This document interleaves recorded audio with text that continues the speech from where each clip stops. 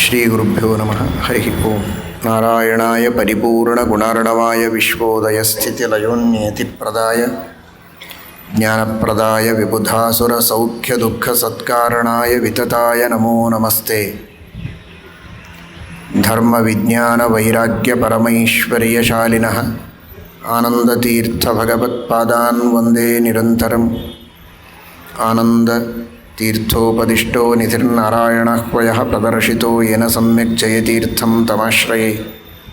Naomi ನ್ಯಾಯಸುಧಾಧಿಕೃಜ್ಜಯಮುನೀನ್ ಶ್ರೀಪಾದರಟ್ಸನ್ಮಣೀನ್ ವ್ಯಾಸಾರ್ಯಾನ್ ವಿವಿಧಾಗಮಾಬ್ಧಿವಿಹರಾನ್ ಶ್ರೀವಾದಿರಾಜಾನಪಿ Vande ಹಂಸವರಾನ್ ರಘುತ್ತಮಗುರೂನ್ ವೈದಗ್ಧ್ಯಪಾರಾಂ ನಿಧೀನ್ Shri ಸತ್ಯವ್ರತರಾಘವೇಂದ್ರಮುನಿಪಾನ್ ಸದ್ಬೋಧಸಧ್ಯಾನಪಾನ್ ಸತ್ಯಾಭಿಜ್ಞಕರಾಬ್ಜೋತ್ಥಾನ್ ಪಂಚಾಶದ್ವರ್ಷಪೂಜಕಾನ್ ಸತ್ಯಪ್ರಮೋದತೀರ್ಥಾರ್ಯಾನ್ Naomi ನ್ಯಾಯಸುಧಾರತಾಂ. Sriramachandra ಭರತನಿಗೆ ಕುಶಲ ವಿಚಾರವನ್ನು ಮಾಡುತ್ತಾ ಒಬ್ಬ ರಾಜನಾಗಿ ಮಾಡಬೇಕಾದ ಕರ್ತವ್ಯಗಳೇನು, ಒಬ್ಬ ಗೃಹಸ್ಥನಾಗಿ ಮಾಡಬೇಕಾದ ಕರ್ತವ್ಯ ಏನು, ಒಬ್ಬ ಮಾನವನಾಗಿ ಮಾಡಬೇಕಾದ ಕರ್ತವ್ಯ ಏನು, ಇವುಗಳೆಲ್ಲವನ್ನೂ ಭರತನ ನಿಮಿತ್ತವನ್ನು ಮಾಡಿಕೊಂಡು ಎಲ್ಲ ಸಜ್ಜನರಿಗೂ ಉಪದೇಶ ಮಾಡ್ತಾ ಇದ್ದಾನೆ. ಬಹಳ ಮಾರ್ಮಿಕವಾದ ಪ್ರಶ್ನೆ, ಕುಶಲ ಪ್ರಶ್ನೆ. ಕುಶಲ ಪ್ರಶ್ನೆಯನ್ನೇ ಹೇಗೆ ಮಾಡಬೇಕು ಅನ್ನುವುದನ್ನು ಜಗತ್ತಿಗೆ ತಿಳಿಸಿಕೊಡ್ತಾನೆ.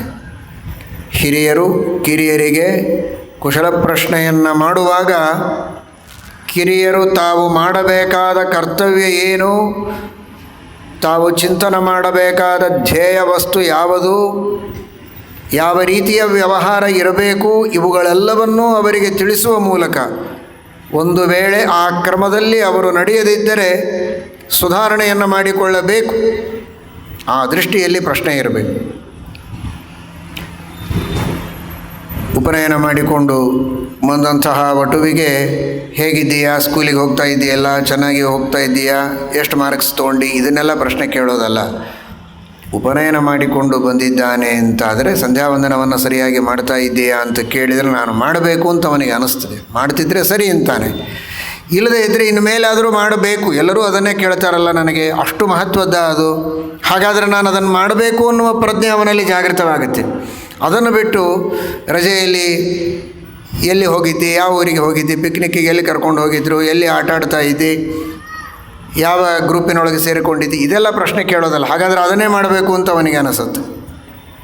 ಕುಶಲ ಪ್ರಶ್ನೆಯನ್ನು ಕೇಳುವಂತಹ ಹಿರಿಯರಲ್ಲಿ ಎಂತಹ ವಿವೇಕ ಇರಬೇಕು, ಯಾವ ರೀತಿ ಪ್ರಶ್ನೆ ಕೇಳಬೇಕು ಅನ್ನುವುದನ್ನು ಒಂದು ಕಡೆಗೆ ತೋರಿಸಿ ಒಟ್ಟು ತಮ್ಮ ತಮ್ಮ ಕರ್ತವ್ಯ ಏನು ಅನ್ನುವುದನ್ನು ಕೂಡ ಭಗವಂತ ಇಲ್ಲಿ ತಿಳಿಸ್ತಾ ಇದ್ದಾನೆ. ಅಮಾತ್ಯಾನ್ ಉಪಧಾತೀತಾನ್ ಪಿತೃಪೈತಾಮಹಾನ್ ಶುಚೀನ್ ಶ್ರೇಷ್ಠಾನ್ ಶ್ರೇಷ್ಠೇಷು ಕಚ್ಚಿತ್ವಂ ನಿಯೋಜಯಸಿ ಕರ್ಮಸು. ಅಮಾತ್ಯರು, ಮಂತ್ರಿಗಳು, ರಾಜ ತಾನು ಬಹಳ ದೊಡ್ಡ ಸ್ಥಾನದಲ್ಲಿ ಅಧಿಕಾರದಲ್ಲಿದ್ದರೂ ಕೂಡ, ಸರ್ವಾಧಿಕಾರ ಇದ್ದರೂ ತನ್ನ ಇಚ್ಛೆಗೆ ಬಂದಂತೆಯೇ ಎಲ್ಲವನ್ನ ಮಾಡುವುದಲ್ಲ, ಮಂತ್ರಿಗಳ ಸಲಹೆ ಸೂಚನೆಗಳನ್ನು ತೆಗೆದುಕೊಳ್ಳಬೇಕು. ಆ ಮಂತ್ರಿಗಳು ಇವನು ಹೇಳಿದ್ದೇ ಸರಿ ಅನ್ನುವಂತಹ ಮಂತ್ರಿಗಳಾಗಿರಬಾರದು. ಇವರ ತಂದೆ ತಾತ ಮುತ್ತಾತರ ಕಾಲದಿಂದಲೂ ಏನು ಸಂಪ್ರದಾಯ, ಯಾವ ರೀತಿಯ ಸಮಸ್ಯೆಗಳು ಬರುತ್ತೆ ರಾಜ್ಯದಲ್ಲಿ, ಶತ್ರುಗಳು ಯಾವ ರೀತಿಯ ಆತಂಕಗಳನ್ನು ತಂದೊಡ್ಡುತ್ತಾರೆ, ಅದಕ್ಕೆ ಹೇಗೆ ಪ್ರತೀಕಾರವನ್ನು ಮಾಡಬೇಕು, ಪ್ರಜೆಗಳ ರಕ್ಷಣೆಗೆ ತೆಗೆದುಕೊಳ್ಳಬೇಕಾದ ವಿಧಾನಗಳೇನು, ರಾಜನ ರಕ್ಷಣೆಗೆ ಬೇಕಾದದ್ದೇನು, ಇವುಗಳೆಲ್ಲವನ್ನೂ ಆ ಪರಂಪರೆಯಿಂದ ಅನೇಕ ಅನುಭವಗಳನ್ನು ಪಡೆದು ಅದರಿಂದಾಗಿ ಒಂದು ತತ್ವ ನಿರ್ಣಯವನ್ನು ಮಾಡಿಕೊಂಡಂತಹ ವ್ಯಕ್ತಿಗಳಿರ್ತಾರಲ್ಲ, ಅಂತಹ ಮಂತ್ರಿಗಳನ್ನೇ ತಾನು ಮಾರ್ಗದರ್ಶಕರನ್ನಾಗಿ ಇಟ್ಟುಕೊಳ್ಳಬೇಕು. ಅದರಲ್ಲಿಯೂ ಅವರ ತಾರತಮ್ಯಕ್ಕೆ ಅನುಗುಣವಾಗಿ ಅವರ ಜ್ಞಾನ, ಅವರ ಯೋಗ್ಯತೆ, ಅವರ ಅನುಭವ ಇವುಗಳಿಗೆ ತಕ್ಕಂತೆ ಅವರಿಗೆ ಕರ್ತವ್ಯ ಕರ್ಮಗಳನ್ನು ಒಪ್ಪಿಸಬೇಕು. ಬಹಳ ಅನುಭವವನ್ನು ಪಡೆದಂತಹ ಅತಿ ಶ್ರೇಷ್ಠರಾದ ವ್ಯಕ್ತಿಗಳಿಗೆ ಅತಿ ಸಣ್ಣ ಕಾರ್ಯವನ್ನು ಒಪ್ಪಿಸಿದರೆ ಅವರ ಅನುಭವ, ಅವರ ಶಕ್ತಿಗೆ ವಂಚನೆಯಾದಂತೆ ಆಗುತ್ತೆ. ಶ್ರೇಷ್ಠಾನ್ ಶ್ರೇಷ್ಠೇಷು ಕಚ್ಚಿತ್ವಂ ನಿಯೋಜಯಸಿ ಕರ್ಮಸು. ಕಚ್ಚಿನ್ಮುಖ್ಯ ಮಹತ್ಸ್ವೇವ ಮಧ್ಯಮೇಶು ಚ ಮಧ್ಯಮಾಃ ಜಘನ್ಯಶ್ಚ ಜಘನ್ಯೇಷು ಭೃತ್ಯಾಸ್ತೆ ತಾತ ಯೋಚಿತಾಃ. ಉತ್ತಮರನ್ನು ಉತ್ತಮ ಕಾರ್ಯಗಳಲ್ಲಿ, ಮಧ್ಯಮರನ್ನು ಮಧ್ಯಮ ಕಾರ್ಯದಲ್ಲಿ, ಅಧಮರನ್ನು ಅಧಮ ಕಾರ್ಯದಲ್ಲಿ ತಾರತಮ್ಯಕ್ಕೆ ತಕ್ಕಂತೆಯೇ ಕಾರ್ಯಗಳನ್ನು ಒಪ್ಪಿಸಬೇಕು. ಅದರಿಂದ ರಾಜ್ಯಕ್ಕೆ ಹಿತ ಇದೆ, ಬಹಳ ದೊಡ್ಡ ಲಾಭ ಇದೆ. ಇವತ್ತು ಇದಕ್ಕೆ ವಿಪರೀತವಾಗಿ ರಾಜ್ಯದಲ್ಲಿ ಅನೇಕ ಕಡೆಗೆ ನಡೀತಾ ಇದೆ ಅನ್ನೋದು ನಿಮಗೆಲ್ಲ ಗೊತ್ತು. ಬಹಳ ದೊಡ್ಡ ಬುದ್ಧಿ, ಬೇಕಾದಷ್ಟು ಅನುಭವ, ಭಾರೀ ಆಲೋಚನಾ ಶಕ್ತಿ ಇರುವಂತಹ ಉತ್ತಮ ವ್ಯಕ್ತಿಗಳನ್ನು ಅತಿ ಸಾಮಾನ್ಯ ಕೆಲಸಕ್ಕೆ ಹಾಕೋದು. ಏನೋ ಕ್ಲರ್ಕ್ ಮಾಡುವ ಕೆಲಸಕ್ಕೆ ಅವನನ್ನು ಹಾಕೋದು. ಏನು ಗೊತ್ತಿಲ್ಲದವ, ಓದಲಿಕ್ಕೆ ಬರೆಯೋದಕ್ಕೆ ಬರೋದಿಲ್ಲ, ಅಂಥವನಿಗೆ ಅತೀ ದೊಡ್ಡ ಅಧಿಕಾರದಲ್ಲಿ ಹಾಕಿದರೆ ರಾಜ್ಯಕ್ಕೆ, ಪ್ರಜೆಗಳಿಗೆ ಏನು ಹಿತ ಆಗುವುದಕ್ಕೆ ಸಾಧ್ಯ ಇದೆ? ರಾಮಾಯಣ ಬಹಳ ಹಿಂದೆ ಮುಂದೆ ಬರುವಂತಹ ಈ ಸಮಸ್ಯೆಗೆ ಉತ್ತರವನ್ನು ನೀಡಿದೆ. ರಾಜರಿಗೆ, ರಾಜಕಾರಣಿಗಳಿಗೆ ಸಂದೇಶವನ್ನು ನೀಡಿದೆ. ಆ ಸಂದೇಶವನ್ನು ಚೆನ್ನಾಗಿ ಮನದಟ್ಟು ಮಾಡಿಕೊಂಡು ಎಲ್ಲ ರಾಜಕಾರಣಿಗಳು ಹಾಗೂ ಇನ್ನಿತರ ಸಂಸ್ಥೆಯ ಮುಖ್ಯಸ್ಥರು, ಮುಖಂಡರು ಅವರವರ ಯೋಗ್ಯತೆ, ತಾರತಮ್ಯಕ್ಕೆ ಅನುಗುಣವಾಗಿ ಅವರಿಗೆ ಕರ್ತವ್ಯ ಕರ್ಮಗಳನ್ನು ಒಪ್ಪಿಸಬೇಕು ಅಂತನ್ನುವ ಮಾತನ್ನು ವಾಲ್ಮೀಕಿ ಮಹರ್ಷಿಗಳು ತಿಳಿಸ್ತಾ ಇದ್ದಾರೆ. ಕಚ್ಚಿನ್ನೋಗ್ರೇಣ ದಂಡೇನ ಭೃಶಮುದ್ವೇಜಿತಾ ಪ್ರಜಾ ರಾಷ್ಟ್ರೇ ತವಾವಜಾನಂತಿ ಮಂತ್ರಿಣ ಕೈಕೇಯಿ ಸುತ. ದಂಡವನ್ನು ಮಾಡಬೇಕು. ದಂಡ ಇದು ಬಹಳ ದೊಡ್ಡದು. ಲಾಲನೆ ಬಹವೋ ದೋಷಾಃ ತಾಡನೆ ಬಹವೋ ಗುಣಾಃ ಅಂತ ಬಹಳ ಮಾಡುವುದಲ್ಲ. ಮಕ್ಕಳು, ಶಿಷ್ಯರು ತಪ್ಪು ಮಾಡಿದಾಗ ಮಕ್ಕಳಿಗೆ ತಂದೆ ತಾಯಿಗಳು, ಶಿಷ್ಯರಿಗೆ ಗುರುಗಳು, ಪ್ರಜೆಗಳಿಗೆ ರಾಜರು ದಂಡವನ್ನು ಮಾಡಬೇಕು. ಆದರೆ ಆ ದಂಡ ಹೇಗಿರಬೇಕು ಅಂದರೆ ಇನ್ನು ಮತ್ತೆ ತಪ್ಪು ಮಾಡಬಾರದು ಅನ್ನುವ ಎಚ್ಚರ ಕೊಡುವಂತೆ ಮಾತ್ರ ಇರಬೇಕೇ ಹೊರತು ಬಹಳಷ್ಟು ಭಯ ಉಂಟು ಮಾಡುವ, ದೇಹದಲ್ಲಿ ಅಂಗಹಾನಿಯಾಗುವ ರೀತಿಯಲ್ಲಿ ಆ ದಂಡ ಇರಬಾರದು. ಶ್ರೀಮದ್ ಆನಂದತೀರ್ಥ ಭಗವತ್ಪಾದಾಚಾರ್ಯರು ಮಹಾಭಾರತ ತಾತ್ಪರ್ಯ ನಿರ್ಣಯದಲ್ಲಿ ಹೇಳ್ತಾರೆ, ತತ್ರಾಪಿ ಅಂಗಹಾನಿ ಸ್ಯಾತ್. ದಂಡ ಮಾಡಬೇಕು ಅಂದರೆ ಕೈಕಾಲು ಕತ್ತರಿಸಿ ಹಾಕಬೇಕು ಅಂತ ಅರ್ಥ ಅಲ್ಲ. ಸಣ್ಣ ಪುಟ್ಟ ತಪ್ಪುಗಳಿಗೆಲ್ಲ, ಬಹಳ ದೊಡ್ಡ ಅಪರಾಧಗಳನ್ನು ಮಾಡಿದಾಗ ದೊಡ್ಡ ದೊಡ್ಡ ದಂಡಗಳನ್ನು ವಿಧಾನ ಮಾಡಿದ್ದುಂಟು. ಆದರೆ ಸಣ್ಣ ಪುಟ್ಟ ತಪ್ಪುಗಳಿದ್ದಾಗ ಬಹಳ ದೊಡ್ಡ ಶಿಕ್ಷೆಯನ್ನು ಕೊಡಬಾರದು. ಅದು ಬ್ರಾಹ್ಮಣರ ಬಗ್ಗೆ ಶ್ರೀಮದಾಚಾರ್ಯರು ಹೇಳಿದ್ದು. ಬ್ರಾಹ್ಮಣರು ತಮ್ಮ ಮಕ್ಕಳಿಗೆ, ಶಿಷ್ಯರಿಗೆ ದಂಡವನ್ನು ಮಾಡಬೇಕಾದರೆ ಅಂಗಹಾನಿ ಆಗದೇ ಇರುವಂತೆ ಕೇವಲ ತಪ್ಪು ಮಾಡಬಾರದು ಅನ್ನುವ ಎಚ್ಚರಿಕೆಯನ್ನು ಮಾತ್ರ ಅವರಲ್ಲಿ ಜಾಗೃತಗೊಳಿಸುವುದಕ್ಕೆ ಮಾಡಬೇಕು ಅಂತ. ಕ್ಷತ್ರಿಯರಾದರೂ ಕೂಡ ಅನಾವಶ್ಯಕವಾಗಿ ಅತಿರೇಕದ ದಂಡವನ್ನು ಮಾಡಬಾರದು, ಅಪರಾಧಕ್ಕೆ ಯೋಗ್ಯವಾದ ದಂಡವನ್ನು ಮಾತ್ರ ಮಾಡಬೇಕು ಅಂತ ಶ್ರೀರಾಮಚಂದ್ರ ತಿಳಿಸ್ತಾನೆ. ಹಾಗೆ ಮಾಡ್ತಾ ಇದ್ದೀಯಲ್ಲ, ಏನಾದರೂ ಅದಕ್ಕೂ ಹೆಚ್ಚಿನ ದಂಡವನ್ನು ನೀನು ಮಾಡಿದರೆ ನಿನ್ನ ಬಗ್ಗೆ ದ್ವೇಷ, ನಿನ್ನ ಬಗ್ಗೆ ವಿಶೇಷವಾದಂತಹ ವಿರೋಧ ರಾಜ್ಯದಲ್ಲಿ ಎದ್ದು ತೋರುವುದಕ್ಕೆ ಸಾಧ್ಯ ಇದೆ. ನಾನು ಮಾಡಿದ ದಂಡ ಸರಿಯಾಗಿದೆ ಅಂತ ನಿನಗೆ ಸಮರ್ಥನೆ ಮಾಡಿಕೊಳ್ಳಲಿಕ್ಕೆ ಬರಬೇಕು. ಹಾಗಿರಬೇಕು ದಂಡ. ಕಚ್ಚಿತ್ವಾಂ ನಾವಜಾನಂತಿ ಯಾಜಕಾ ಪತಿತಂ ಯಥಾ ಉಗ್ರ ಪ್ರತಿಗ್ರಹೀತಾರಂ ಅಥವಾ ಉಗ್ರ ಪ್ರತಿಗ್ರಹೀತಾರಂ ಕಾಮಯಾನಮಿವ ಸ್ತ್ರೀಯಃ. ಎಷ್ಟು ಸುಂದರವಾಗಿದೆ ರಾಮಾಯಣದ ಆ ಸಾಹಿತ್ಯ ಅಂದರೆ. ಶ್ರೀರಾಮಚಂದ್ರನ ಅದ್ಭುತವಾದ ಉಪದೇಶ, ಸಂದೇಶ, ಅದನ್ನು ವಾಲ್ಮೀಕಿ ಋಷಿಗಳು ತಿಳಿಸುವ ಕ್ರಮ, ರೀತಿ. ನಿನಗೆ ಪ್ರಜೆಗಳು ತಿರಸ್ಕಾರ ಮಾಡುವಂತಹ ಪ್ರಸಂಗ ಬರಬಾರದು. ಪ್ರಜೆಗಳು ರಾಜನನ್ನು ತಿರಸ್ಕಾರ ಮಾಡುವ ಪ್ರಸಂಗ ಯಾವಾಗ ಬರುತ್ತೆ? ರಾಜ ಏನಾದರೂ ತಪ್ಪು ಮಾಡಿದರೆ, ತನ್ನ ಕರ್ತವ್ಯ ಕರ್ಮಗಳನ್ನು ಸರಿಯಾಗಿ ಮಾಡಿಕೊಂಡು ರಾಜನಿದ್ದ ಯಾರು ಬೊಟ್ಟು ಮಾಡಿ ತೋರಿಸುವುದಕ್ಕೆ ಬರೋದಿಲ್ಲ ಅಂದರೆ ಆಗ ರಾಜನಿಗೆ ಯಾವ ಪ್ರಜೆಗಳು ತಿರಸ್ಕಾರ ಮಾಡಲಿಕ್ಕಾಗುವುದಿಲ್ಲ. ತನ್ನ ಚಾರಿತ್ರ್ಯ ಶುದ್ಧವಾಗಿದೆ.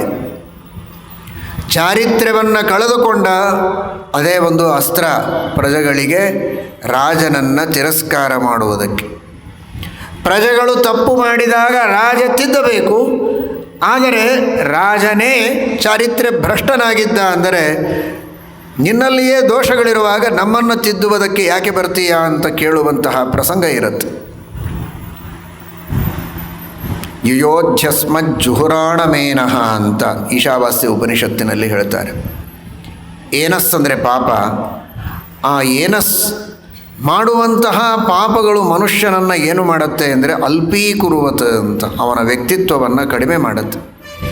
ಬಹಳ ದೊಡ್ಡ ಸ್ಥಾನದಲ್ಲಿರುವಂತಹ ವ್ಯಕ್ತಿಯಾಗಿದ್ದರೂ ಕೂಡ ಅವನು ಮಾಡಿದ ತಪ್ಪು ಅವನನ್ನು ಬಹಳ ಸಣ್ಣ ವ್ಯಕ್ತಿಯನ್ನಾಗಿ ಮಾಡುತ್ತದೆ. ದೊಡ್ಡ ಸ್ಥಾನದಲ್ಲಿರುವಂತಹ ವ್ಯಕ್ತಿ ರಾಜ, ಮಂತ್ರಿ ಯಾರೇ ಆಗಿರಬಹುದು, ಅಥವಾ ಮನೆಯಲ್ಲಿ ಹಿರಿಯನಾಗಿರುವಂತಹ ವ್ಯಕ್ತಿ ತಾನು ತಪ್ಪಬಾರದು. ಅವನೇ ಸಂಧ್ಯಾವಂದನ ಮಾಡಲಿಲ್ಲ, ಮಕ್ಕಳಿಗೆ ಮಾಡು ಅಂತ ಹೇಳಲಿಕ್ಕಾಗೋದಿಲ್ಲ. ಹೇಳಿದರೂ ಆ ಮಾತಿಗೆ ಬೆಲೆ ಇರೋದಿಲ್ಲ. ತಿರುಗಿ ಕೇಳಬಹುದು ಮಕ್ಕಳು, ನೀನೇ ಮಾಡೋದಿಲ್ಲ ನಮಗೆ ಯಾಕೆ ಹೇಳ್ತೀಯಾ ಅಂತ, ತಂದೆ ಅಥವಾ ತಾತನಿಗೆ. ಅದಾಗಬಾರದು ಅನ್ನೋದಕ್ಕೆ ತಾನು ಮೊದಲು ತಪ್ಪು ಮಾಡದಂತೆ ಇರಬೇಕು. ಆಮೇಲೆ ಜನರಿಗೆ ಉಪದೇಶವನ್ನು ಮಾಡುವುದಕ್ಕೆ ಸಾಧ್ಯ ಇದೆ, ಶಿಕ್ಷೆ ಕೊಡುವುದಕ್ಕೂ ಸಾಧ್ಯ ಇದೆ ತಪ್ಪು ಮಾಡಿದಾಗ. ಹೀಗಾಗಿ ಧರ್ಮವನ್ನು ಪರಿತ್ಯಾಗ ಮಾಡುವುದಾಗಲಿ, ನಿಷಿದ್ಧವಾದ ಕರ್ಮಗಳನ್ನು ಮಾಡುವುದಾಗಲಿ, ಚಾರಿತ್ರ್ಯದಿಂದ ಭ್ರಷ್ಟನಾಗುವುದಾಗಲಿ ಎಂದಿಗೂ ಆಗಬಾರದು. ಆ ರೀತಿ ನೋಡಿಕೊಳ್ಳಬೇಕು. ಹಾಗೇ ಇದ್ದಿತಾನೆ ಅಂತ ಭರತನಿಗೆ ಕೇಳ್ತಾನೆ. ಭರತ ಏನು ಅಂತ ರಾಮನಿಗೆ ಚೆನ್ನಾಗಿ ಗೊತ್ತು. ಶುದ್ಧ ಚಾರಿತ್ರ್ಯ ಸಂಪನ್ನನಾದ, ಶ್ರೇಷ್ಠನಾದ, ವಿದ್ಯಾವಂತ, ವಿನಯವಂತ, ಗುಣವಂತ ಅನ್ನುವುದು ಸರ್ವಜ್ಞನಾದ ಶ್ರೀರಾಮಚಂದ್ರನಿಗೆ ಚೆನ್ನಾಗಿ ಗೊತ್ತು. ಆದರೆ ಉಳಿದೆಲ್ಲ ರಾಜರು, ಉಳಿದೆಲ್ಲ ಸಜ್ಜನರು ಹೇಗಿರಬೇಕು ಅಂತ ತಿಳಿಸ್ತಾ ಇದ್ದಾನೆ. ಈ ಮಾತನ್ನು ಭರತನಿಗೆ ಹೇಳುವಾಗ ಇನ್ನೊಂದು ಸೇರಿಸ್ತಾನೆ ಶ್ರೀರಾಮಚಂದ್ರ. ಹೇಗೆ ಅಂತ ಉದಾಹರಣೆ ಕೊಡ್ತಾನೆ. ಪ್ರಜೆಗಳನ್ನು ರಾಜರು ತಿರಸ್ಕಾರ ಮಾಡುವ ಪ್ರಸಂಗ, ರಾಜನ ಆಜ್ಞೆಯನ್ನು ಉಲ್ಲಂಘನೆ ಮಾಡುವ ಪ್ರಸಂಗ, ರಾಜನನ್ನು ಪಕ್ಕಕ್ಕೆ ಸರಿಸುವ ಪ್ರಸಂಗ ಯಾವಾಗ ಬರುತ್ತೆ ಅಂದರೆ ಯಾಜಕ ಪತಿತಂ ಯಥ ಅಂತ. ಅಂದರೆ ಸಂದೇಶದೊಳಗೊಂದು ಸಂದೇಶ ಸೇರಿದೆ. ಯಜ್ಞ ಮಾಡಿಸುವ ಪುರೋಹಿತರು, ಯಾಜಕರು ಪತಿತನಾದ ಯಜಮಾನನನ್ನು ಹೇಗೆ ದೂರ ಸರಿಸ್ತಾರೆ, ಯಜ್ಞ ಮಾಡಿಸುವುದಕ್ಕೆ ಹೋಗುವುದಿಲ್ಲ, ಅವನಿಂದ ಸತ್ಕರ್ಮಗಳನ್ನು ಮಾಡಿಸುವುದಕ್ಕೆ ಮುಂದಾಗೋದಿಲ್ಲ, ಹಾಗೆ ಪ್ರಜೆಗಳು ರಾಜನನ್ನು ದೂರ ಸರಿಸ್ತಾರೆ ಅಂತ. ಅಂದರೆ ಈ ಪುರೋಹಿತರು ಹೇಗಿರಬೇಕು ಅನ್ನೋದನ್ನು ರಾಮ ಇಲ್ಲಿ ಹೇಳ್ತಾ ಇದ್ದಾನೆ. ಅನೇಕ ತರಹದ ಪಾತಿತ್ಯಕ್ಕೆ ಕಾರಣವಾದ ಕೆಲವು ನಿಷಿದ್ಧ ಕರ್ಮಗಳನ್ನು ಮಾಡಿದರೆ ಪತಿತನಾಗ್ತಾನೆ ಅಂತ ಶಾಸ್ತ್ರ ಹೇಳುತ್ತದೆ. ಧರ್ಮಶಾಸ್ತ್ರಗಳಲ್ಲಿ ಎಂತಹ ನಿಷಿದ್ಧ ಕರ್ಮಗಳನ್ನು ಮಾಡಿದರೆ ಅನೇಕ ಕರ್ಮಗಳನ್ನು ಹೇಳ್ತಾರೆ. ಸ್ವರ್ಣಸ್ಥೇಯ, ಗುರುತಲ್ಪಗಮನ ಇತ್ಯಾದಿ, ಬ್ರಹ್ಮಹತ್ಯ, ಸುರಾಪಾನ, ಸ್ವರ್ಣಸ್ಥೇಯ, ಗುರುತಲ್ಪಗಮನ, ಇಂಥವರ ಸಹವಾಸ, ಇವುಗಳೆಲ್ಲ ಪಾತಿತ್ಯಕ್ಕೆ ಕಾರಣ ಅಂತ. ಇನ್ನೂ ಅನೇಕ ಪಾತಿತ್ಯ ಕಾರಣಗಳನ್ನು ಅಲ್ಲಲ್ಲಿ ಹೇಳ್ತಾರೆ.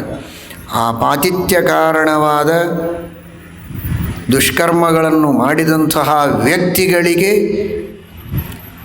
ಯಜ್ಞಯಾಗಾದಿಗಳನ್ನು, ಪೌರೋಹಿತ್ಯವನ್ನು ಮಾಡಿಸಿದವರಿಗೂ ಮಹಾಪಾಪ. ಆ ಕರ್ಮಗಳಿಗೆ ಮೊದಲು ಪ್ರಾಯಶ್ಚಿತ್ತವನ್ನು ಮಾಡಿಸಬೇಕು. ಪ್ರಾಯಶ್ಚಿತ್ತವನ್ನು ಮಾಡಿಸಿ ಪಾಪಗಳಿಂದ ಶುದ್ಧರಾದರು ಅಂತಾದ ಮೇಲೆ ಆಮೇಲೆ ಯಜ್ಞವನ್ನು ಮಾಡಿಸಬೇಕು, ಸತ್ಕರ್ಮಗಳನ್ನು ಮಾಡಿಸಬೇಕು. ಇಲ್ಲದಿದ್ದರೆ ಫಲ ಸಿಗೋದಿಲ್ಲ ಅಂತ. ಅನೇಕ ತರಹದ, ಈಗ ಬಹಳಷ್ಟು ಹೈ ಶುಗರ್ ಇದೆ, ಕಂಟ್ರೋಲೇ ಇಲ್ಲ, ಅವನಿಗೆ ಮತ್ತೊಂದು ರೋಗ ಇರಬಹುದು, ಆದರೂ ವೈದ್ಯರು ಆಪರೇಷನ್ ಮಾಡೋದಿಲ್ಲ, ಮೊದಲು ಶುಗರ್ ಕಂಟ್ರೋಲಿಗೆ ಬರಲಿ ಅಂತಾರೆ. ಆಮೇಲೆ ಬೇರೆ ಚಿಕಿತ್ಸೆಯನ್ನು ಮಾಡುವುದಕ್ಕೆ ಮುಂದಾಗ್ತಾರೆ. ಹಾಗೆ ಹೋಮ ಹವನಗಳನ್ನು ಮಾಡಿಸಬೇಕು, ಶಾಂತಿ ಕರ್ಮಗಳನ್ನು, ಪುಷ್ಟಿಕರ್ಮಗಳನ್ನು ಮಾಡಿಸಬೇಕು. ಇನ್ನನೇಕ ಉತ್ತಮವಾದ ಕರ್ಮಗಳನ್ನು ಮನೆಯಲ್ಲಿ ಮಾಡಿಸಬೇಕು, ಶುಭಕರ್ಮಗಳು ಅಂತಾದರೆ ಮೊದಲಿಗೆ ಶುಗರ್ ಕಂಟ್ರೋಲ್ ಬರಬೇಕಂತ ಹೇಳ್ತಾರಲ್ಲ ವೈದ್ಯರು, ಹಾಗೆ ಇವನ ಪಾಪಗಳೆಲ್ಲ ಕಂಟ್ರೋಲಿಗೆ ಬರಬೇಕು. ಮೊದಲು ಪ್ರಾಯಶ್ಚಿತ್ತಗಳನ್ನು ಮಾಡಿಸಿ ಅವನನ್ನು ಶುದ್ಧ ಅಂತಾದ ಮೇಲೆ ಅವನಿಂದ ಸತ್ಕರ್ಮಗಳನ್ನು ಮಾಡಿಸಬೇಕು ಅನ್ನುವ ದೃಷ್ಟಿಯಲ್ಲಿ ಶ್ರೀರಾಮಚಂದ್ರ ಹೇಳ್ತಾನೆ, ಯಾಜಕಾಹ ಪತಿತಂ ಯಥ. ಪತಿತನಾದ ವ್ಯಕ್ತಿಯನ್ನು ಯಾಜಕರು ಸ್ವೀಕಾರ ಮಾಡುವುದಿಲ್ಲ, ದೂರ ಇಡುತ್ತಾರೆ. ಅವನೇನಾದರೂ ಶುದ್ಧಿಯನ್ನು ಮಾಡಿಕೊಂಡರೆ ಮಾತ್ರ ಸ್ವೀಕಾರ ಮಾಡ್ತಾರೆ. ಆ ರೀತಿಯಲ್ಲಿ ರಾಜರು ತಪ್ಪು ಮಾಡಿದರೆ ವಿವೇಕಿಗಳಾದ ಪ್ರಜೆಗಳು ಅವನನ್ನು ದೂರ ಇಡುತ್ತಾರೆ. ಆ ತರಹದ ಪ್ರಸಂಗ ನಿನಗೆ ಬರಬಾರದು ಭರತ. ತಪ್ಪು ಹೆಜ್ಜೆಯನ್ನಿಡಬೇಡ. ಯಾವತ್ತಿಗೂ ಕೂಡ ಶುದ್ಧನಾಗಿರು. ಪ್ರತಿಯೊಬ್ಬ ವ್ಯಕ್ತಿಯೂ ಶುದ್ಧನಾಗಿರಬೇಕು. ವಿಶೇಷವಾಗಿ ರಾಜರು ಇನ್ನೂ ವಿಶೇಷವಾಗಿ ಶುದ್ಧರಾಗಿರಬೇಕು ಅಂತ ತಿಳಿಸಿಕೊಡ್ತಾರೆ. ಇನ್ನೊಂದು ಉದಾಹರಣೆಯನ್ನು ಕೊಡ್ತಾರೆ. ಧರ್ಮ ಕಾರ್ಯಗಳನ್ನು ಮಾಡಿಸುವ ಜ್ಞಾನಿಗಳು, ವಿದ್ವಾಂಸರಾದಂತಹ ಪುರೋಹಿತರು ಮಾತ್ರ ಅಲ್ಲ, ಲೌಕಿಕ ಜೀವನವನ್ನು ನಡೆಸುವಂತಹ ಉತ್ತಮರಾದ ಸಜ್ಜನರಾದ ಸ್ತ್ರೀಯರು,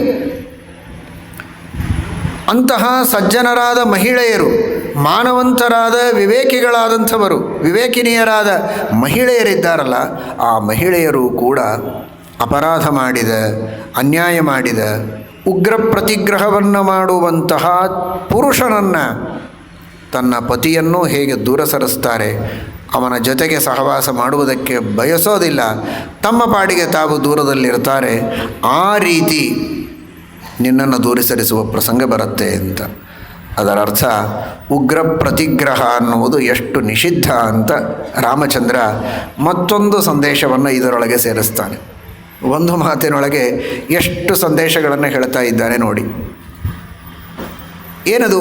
ವ್ಯಾಖ್ಯಾನಕಾರರು ಅನೇಕ ರೀತಿ ವ್ಯಾಖ್ಯಾನ ಮಾಡಿದ್ದಾರೆ. ಪಾಠಭೇದ ಇದೆ. ಉಗ್ರ ಪ್ರತಿಗ್ರಹೀತಾರಂ, ಉಗ್ರ ಪ್ರತಿಗ್ರಹೀತಾರಂ ಅಂತ. ಉಗ್ರ ಅಂದರೆ ಉಗ್ರಳಾದಂತಹ ದುಷ್ಟ ಸ್ತ್ರೀ.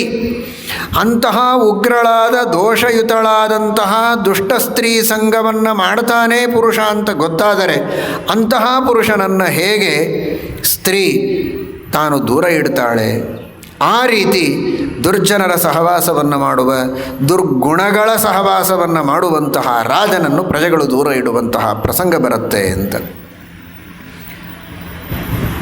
ಹೀಗಾಗಿ ಆ ತರಹ ಭೋಗಾಸಕ್ತನಾಗಿ ದುಷ್ಟ ಸ್ತ್ರೀಯರ ಸಂಘವನ್ನು ಮಾಡಬಾರದು ಅಂತನ್ನುವ ಸಂದೇಶವನ್ನು ಶ್ರೀರಾಮಚಂದ್ರ ಇಲ್ಲಿ ಕೊಡ್ತಾ ಇದ್ದಾನೆ. ಜೊತೆಗೆ ಉಗ್ರ ಪ್ರತಿಗ್ರಹೀತಾರಂ, ಉಗ್ರವಾದ ಪ್ರತಿಗ್ರಹ ಅಂತ. ಯಚ್ಚ ಉಗ್ರಾತ್ ಪ್ರತಿಗ್ರಹಾತ್ ಅಂತ ವೇದದಲ್ಲಿ ಬರುತ್ತೆ. ಉಗ್ರವಾದ ಪ್ರತಿಗ್ರಹವನ್ನು ಮಾಡಿದರೆ ಆ ಪಾಪಿಗಳಾದ ದುರ್ಜನರಾದ ದಾತೃಗಳೇನಿದ್ದಾರೆ, ಕೊಡುವವರು, ಅವರ ಪಾಪಗಳೆಲ್ಲ ಈ ತೆಗೆದುಕೊಂಡ ವ್ಯಕ್ತಿಗೆ ಬರ್ತದೆ. ಅದು ಉಗ್ರ ಪ್ರತಿಗ್ರಹ ಅಂತ. ಪಾಪಿಗಳು ತಾವು ಮಾಡಿದ ಪಾಪಗಳನ್ನು ಕಳೆದುಕೊಳ್ಳೋದಕ್ಕೆ ದಾನ ಕೊಡೋದು. ಅವರು ದಾನ ಕೊಟ್ಟರೆ ಆ ಕೊಟ್ಟವರ ಪಾಪ ತೆಗೆದುಕೊಂಡವರಿಗೆ ಬರ್ತದೆ. ಅಂಥವರ ಸಂಘವನ್ನು ನಾವು ಮಾಡಿದರೆ ನಮಗೂ ಪಾಪ ಬರುತ್ತೆ ಎನ್ನುವ ಭಯದಿಂದ ಕೇವಲ ದುರ್ಜನರಿಂದ, ಪಾಪಿಗಳಿಂದ ದುಡ್ಡು ಸಿಕ್ಕರೆ ಸಾಕು, ದುಡ್ಡು ಒಂದೇ ಇಲ್ಲ, ದುಡ್ಡು, ಅನ್ನ, ವಸ್ತ್ರ, ಮನೆ, ಭೂಮಿ, ಏನೋ ಯಾವುದೋ ರೀತಿಯ ಪದಾರ್ಥಗಳೋ ಹಣವೋ ಸಿಕ್ಕರೆ ಸಾಕು ಅಂತ ಕೈಚಾಚಿ ಓಡುವ ಪುರುಷರಿದ್ದಾರಲ್ಲ, ಅವರು ಹಣ, ಹೊನ್ನು, ಮಣ್ಣು, ಬಟ್ಟೆ ತರುವುದಕ್ಕಿಂತಲೂ ಹೆಚ್ಚು ಪಾಪಗಳನ್ನೇ ತೆಗೆದುಕೊಂಡು ಬರ್ತಾರೆ ಮನೆಗೆ. ಆ ಪಾಪಗಳಲ್ಲಿ ನಾವು ಭಾಗಿಯಾಗುವ ಪ್ರಸಂಗ ಬಂದೀತು ಅನ್ನುವ ಭಯಕ್ಕೆ ಸಜ್ಜನರಾದ, ಬಹುಶ್ರುತರಾದ ಪುರಾಣ ಪುಣ್ಯಕಥೆಗಳನ್ನು ಕೇಳಿದ, ಧರ್ಮಶಾಸ್ತ್ರವನ್ನು ತಿಳಿದ ಮಹಿಳೆಯರು ಅಂತಹ ಪುರುಷರ ಸಹವಾಸ ಬೇಡಪ್ಪ ಅಂತಾರಂತೆ. ನಾವೆಲ್ಲಿ ಆ ಪಾಪದಲ್ಲಿ ಭಾಗಿಯಾಗೋಣ ಅಂತ. ಆ ಪ್ರಸಂಗ ನಿನಗೆ ಬರಬಾರದು ಭರತ. ದುಷ್ಟ ಸ್ತ್ರೀಯರ ಸಂಘವನ್ನೂ ಮಾಡದಂತೆ, ದುರ್ಗುಣಗಳನ್ನು ಪಡೆದುಕೊಳ್ಳದಂತೆ, ಚಾರಿತ್ರ್ಯ ಭ್ರಷ್ಟನಾಗದಂತೆ, ವಿಹಿತ ಕರ್ಮಗಳನ್ನು ಪರಿತ್ಯಾಗ ಮಾಡದಂತೆ, ನಿಷಿದ್ಧ ಕರ್ಮಗಳನ್ನು ಮಾಡದಂತೆ ಎಚ್ಚರಿಕೆಯನ್ನು ವಹಿಸು. ಪ್ರಜೆಗಳೆಲ್ಲರಿಗೂ ಆದರ್ಶನಾಗಿರು.